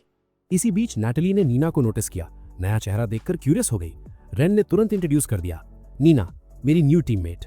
नैटली खुद को रोक नहीं पाई और छोटी सी नीना को हक कर लिया। पर थोड़ा ध्यान से देखने पर उसे रियलाइज हुआ कि ये लड़की तो गॉड क्लैन से है, और वो एकदम से घबरा गई। वो धीरे से रेन के कान के पास आई और विस्पर किया, आप क्या नीना को बुरा लगेगा? मैंने उसे बच्ची जैसे ट्रीट कर लिया। जब नीना ने सॉफ्टली बोला कि उसे बिल्कुल बुरा नहीं लगा, नैटली ने फिर से उसे हक कर लिया। इसके बाद बाकी सिस्टर्स भी आ गईं और सब मिलकर नीना को कर्ल करने लगीं। थोड़ी देर बाद रेन ने टीम मीटिंग स्टार्ट की। अब ग्रुप काफी बड़ा हो चुका था और जो रेंटेड रूम था वो क्लियरली बहुत क्रैम्प्ड हो गया था। ये सुनते ही नैटली ने सजेस्ट किया, रेन घर खरीद सकता है। गिल्ड ऐसे हाउसेज रेकमेंड करती है और एडवेंचरर्स के लिए फाइनेंशियल सब्सिडी भी देती है, स्पेशली उन लोगों को जो सिटी में सेटल होना चाहते हैं और रियल स्ट्रेंथ रखते हैं। उसकी आंखों की स्पार्कल देखकर तानिया को फील हुआ ये लेडी बिल्कुल भी नहीं चाहती कि ये लोग सिटी छोड़कर जाएं।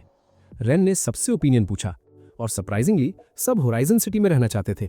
रेन के पास थोड़ा सेविंग्स था और ऊपर से गिल्ड का एक्स्ट्रा मनी, तो उसने डिसाइड किया हाउस बाय करते हैं। सिटी के काफी हाउसेस देखने के बाद भी सिस्टर्स को कोई पसंद नहीं आया। फिर नैटली ने लास्ट ऑप्शन दिखाया, एक एयरी और कंफर्टेबल वुडन हाउस बड़े से गार्डन के साथ, कनात और सोरा की प्रेफरेंस के मुताबिक। उसमें 10 से ज्यादा रूम्स थे, बड़े बेड्स के लिए तानिया की डिमांड पर। किचन और बाथटब भी परफेक्ट थे, जैसे रूना और नीना चाह रही थी। और सबसे इंपॉर्टेंट, फर्नीचर रेन के बजट के अंदर था। तानिया ने तुरंत पूछा, ये वाला पहले क्यों नहीं दिखाया? रूना ने सस्पिशियस स्निफ किया, इसमें कोई स्कीम लग रही है। नैटली घबरा गई, एक स्टेप पीछे हट गई। सबकी नजर उस पर टिक गई, तो उसने सच बता दिया, इस घर में सफेद कपड़ों वाली एक लेडी दिखती है। कनात ने यह सुनते ही स्क्वीक किया और रेन के पीछे छुप गई। तानिया ने डिसअपॉइंटेड टोन में बोला, तुम स्ट्रॉन्गेस्ट क्लैन से हो और घोस्ट से डरती हो। इस बार तो कनात को छोटे स्क्विरल से कंफर्ट मिलना पड़ा। सबने सलाइवा स्वॉलो की और नैटली की हॉरर स्टोरी सुनी। नैप के बाद पिलो पलट जाता था, हॉट बाथ का पानी अचानक कोल्ड हो जाता, खाने के वक्त शुगर और सॉल्ट इंटरचेंज हो जाते, शूज में रॉटन एग मिलता और शाम का लेफ्ट ओवर करी फ्रेश लॉन्ड्री पर चिपका होता। ये सब सुनकर कनात की टेल कर्ल हो गई, पर घर इतना परफेक्ट था कि इग्नोर करना मुश्किल था। रेन ने प्रपोज किया, चलो पहले हाउस इंस्पेक्ट करते हैं। डोर खोला गया, अंदर पूरा अंधेरा। नीना ने बस एक बार स्नीज किया और कनात ने तुरंत तानिया की टेल पकड़ के जोर से खींच ली। हाउस हॉन्टेड से ज्यादा क्लीन लग रहा था, जैसे कोई रेगुलरली साफ करता हो। अचानक टेबल्स, चेयर्स और चीजें हिलने लगी और एक वॉइस घूमकर चिल्लाई, यहां से निकल जाओ। कनात पैनिक मोड में इधर उधर भागने लगी। तब उनके सामने एक मेड आउटफिट पहने औरत अपीयर हुई जो उन्हें भगा रही थी। सोरा और रूना ने मैजिक यूज करके घोस्ट को डिस्पेल करना चाहा, लेकिन वो सीलिंग से उल्टा लटक कर फिर आ गई। सिस्टर सोचने लगी कौन सा स्पेल यूज करें। ज्यादा पावर यूज की तो घोस्ट के साथ पूरा घर भी उड़ जाएगा। घोस्ट ये सुनकर थोड़ी डर गई, पर फिर भी सब उल्टा पुल्टा करती रही। तानिया ने नोटिस किया ये घोस्ट अटैक करना नहीं जानती। उन्होंने जब ये पॉइंट आउट किया तो घोस्ट थोड़ी इरिटेटेड हो गई। फिर उसने कनात को टारगेट किया, फ्लोर के नीचे से सिर निकालकर स्केयर कर दिया। कनात इधर उधर भागने लगी और फिर डर के मारे उसके क्लॉज बाहर आ गए और उसने घोस्ट की ड्रेस को स्क्रैच कर दिया। घोस्ट कंफ्यूज हो गई। तानिया ने रियलाइज किया कनात का फिजिकल अटैक सोल बॉडी को इफेक्ट कर रहा है। अब कनात फुल टेरर मोड में थी और घोस्ट उल्टी तरफ से डर रही थी। कनात ने ड्रेस को काटना और चीजें तोड़ना स्टार्ट कर दिया और बार बार सडनली अपीयर होकर घोस्ट को स्केयर करने लगी। इसी मोमेंट पर सोरा और रूना ने सीलिंग सील स्पेल यूज किया। घोस्ट ट्रैप हो गई। कनात फर फ्लफ करके चार्ज करने वाली थी, लेकिन तानिया ने उसे एयर में नेक से पकड़ ली, बिल्कुल वाइल्ड कैट जैसे। अब रेन आगे आया, नेगोशिएशन मोड। घोस्ट ने लास्ट ट्राई किया रेन के बॉडी में घुसने का, फेल हो गई। रेन ने उसकी टेलीपोर्टेबिलिटी सील कर दी। उसने कामली बोला कि बचपन में उसने घोस्ट्स और सोल टेमर्स के बारे में सुना था, पर यह नहीं बताया कि वो कैसे उसे कंट्रोल कर रहा है। रेन को लगा ये घोस्ट नॉर्मल वालों से ज्यादा पर्सनैलिटी वाली है, शायद बात समझ सके। घोस्ट कुछ रिएक्ट करती उसके पहले ही रेन ने उसे फ्लोर पर पिन कर दिया। वो मछली जैसे फड़फड़ा रही थी। हार मानकर बोली, जो करना है कर लो। रेन ने अनएक्सपेक्टेड मूव किया, हाथ बढ़ाया हैंडशेक के लिए। घोस्ट हंस पड़ी, तुम अजीब ह्यूमन हो। उसने अपना नाम बताया, टीना। वो पहले एक टाउन में मेड थी, 30 साल पहले मर चुकी थी और फिर एक वॉन्डरिंग सोल बनकर यहाँ आ गई। अब तक रिलीज नहीं हो पाई थी। तानिया को क्यूरियोसिटी हुई कि टीना गोस्ट कैसे बन गई। तब टीना ने बताया कि उसका पहले का मास्टर एक परवर्टेड और ईवल आदमी था जो लड़कियों पर ऑब्सेस्ड रहता था और टॉर्चर करना पसंद करता था। वो भी उसी का शिकार थी। जब उसे होश आया, उसने आंखें खोली तो वो ऑलरेडी एक गोस्ट बन चुकी थी। रेन के ग्रुप से हारने के बाद टीना ने मान लिया कि वो यहाँ से चली जाएगी। रेन ने कनत से पूछा कि वो क्या सोचती है। कनत ने थोड़ा नर्वस होते हुए बोला, डर तो लगता है, पर अगर सबके साथ रहेगी तो शायद ठीक हो जाए। तो रेन ने सिस्टर टीना से पूछा कि क्या वो उनके साथ रह सकती है। टीना शॉक हो गई क्योंकि वो तो जाने का प्लान बना चुकी थी। पर रेन ने कामली कहा, तुम्हारी वजह से ही हम ये घर सस्ते में खरीद पाए, तो साथ रहना बेटर होगा। कनत ने बस एक कंडीशन रखी, वॉल्स के अंदर से निकलकर हमें मत डराना। सोरा और रूना ने सुना कि टीना पहले मेड थी तो उन्हें लगा वो कुकिंग में एक्सपर्ट होगी। दोनों ने एक्साइटेड होकर बोला कि वो उन्हें खाना बनाना सिखाए। सब ने टीना को वार्मली वेलकम किया और आखिरकार टीना ने रहने के लिए हाँ कर दी। उसके बाद रेन ने officially house purchase contract sign कर दिया। सिस्टर नैटली को काफी शौक लगा, ये बंदा गोस्ट से भी फ्रेंडशिप कर लेता है। मार्केट में एक फ्रूट सेलर अंकल अपना स्टॉल लगा रहा था। तब एरियो का हीरो ग्रुप वहां आ गया। उन्होंने बोला, हफ्ते भर का राशन चूज कर दो, और फिर बिना पैसे दिए अपना हीरो स्टेटस दिखा दिया। शॉपकीपर ने सीधा मना कर दिया, मेरे पास एक्स्ट्रा माल नहीं है। जब वो बार बार हीरो टीम होने का हवा दिखाने लगे तो अंकल गुस्सा हो गया और बोल पड़ा, होराइजन के लिए कुछ नहीं किया और एटीट्यूड फुल।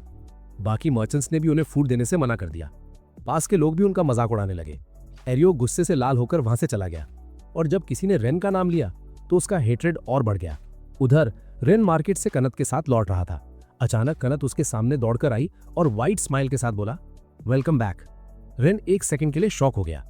उस शाम सब ने मिलकर हाउस वार्मिंग पार्टी की। ये सारा खाना टीना ने रूना को सिखाया था बनाना। रूना फुल कॉन्फिडेंस के साथ बोल रही थी, अब से कुकिंग मेरी ड्यूटी है, मेरी सिस्टर नहीं। फूड इतना ज्यादा था कि छोटी नीना कंफ्यूज हो गई कि पहले क्या खाए। कनत और तानिया तो कंट्रोल ही खो बैठी, सीधा मीट वाले डिशेस पर टूट पड़ी। लिटिल नीना को इतना प्यार और वार्मथ मिला कि उसकी आंखें चमक रही थी। फिर नीना ने शाइली रेन को थैंक यू बोला, अब मैं अकेली नहीं हूं। यह सुनकर रेन को अपना पास्ट याद आ गया, वो दिन जब उसने सब कुछ खो दिया था और उसके दिल में एक खाली जगह रह गई थी। पर अब वैसा नहीं था, क्योंकि अब वो सब एक दूसरे की टीममेट्स थे। टीना ये सीन देखकर काफी इंप्रेस हुई। एरियो के ग्रुप के साथ रहकर उसका दिल कभी भरा नहीं, पर जब उसने एडवेंचरर बनकर फ्री लाइफ जीनी शुरू की और इन सबसे मिला, तब उसे पहली बार इतनी वार्मथ फील हुई। इमोशन में आकर उसकी आंखों से आंसू निकल आए, पर उसने तुरंत कवर कर दिया, बस भूख लग रही है। और फिर सब ने साथ मिलकर नए घर का फर्स्ट डिनर स्टार्ट किया। हीरो टीम से निकाला गया एक बीस्ट टेमर और स्ट्रॉन्गेस्ट क्लैंस की कैट ईयर्ड लड़कियों से मिलने वाली उसकी कहानी यहीं एंड होती है। लाइक और सब्सक्राइब करना मत भूलना।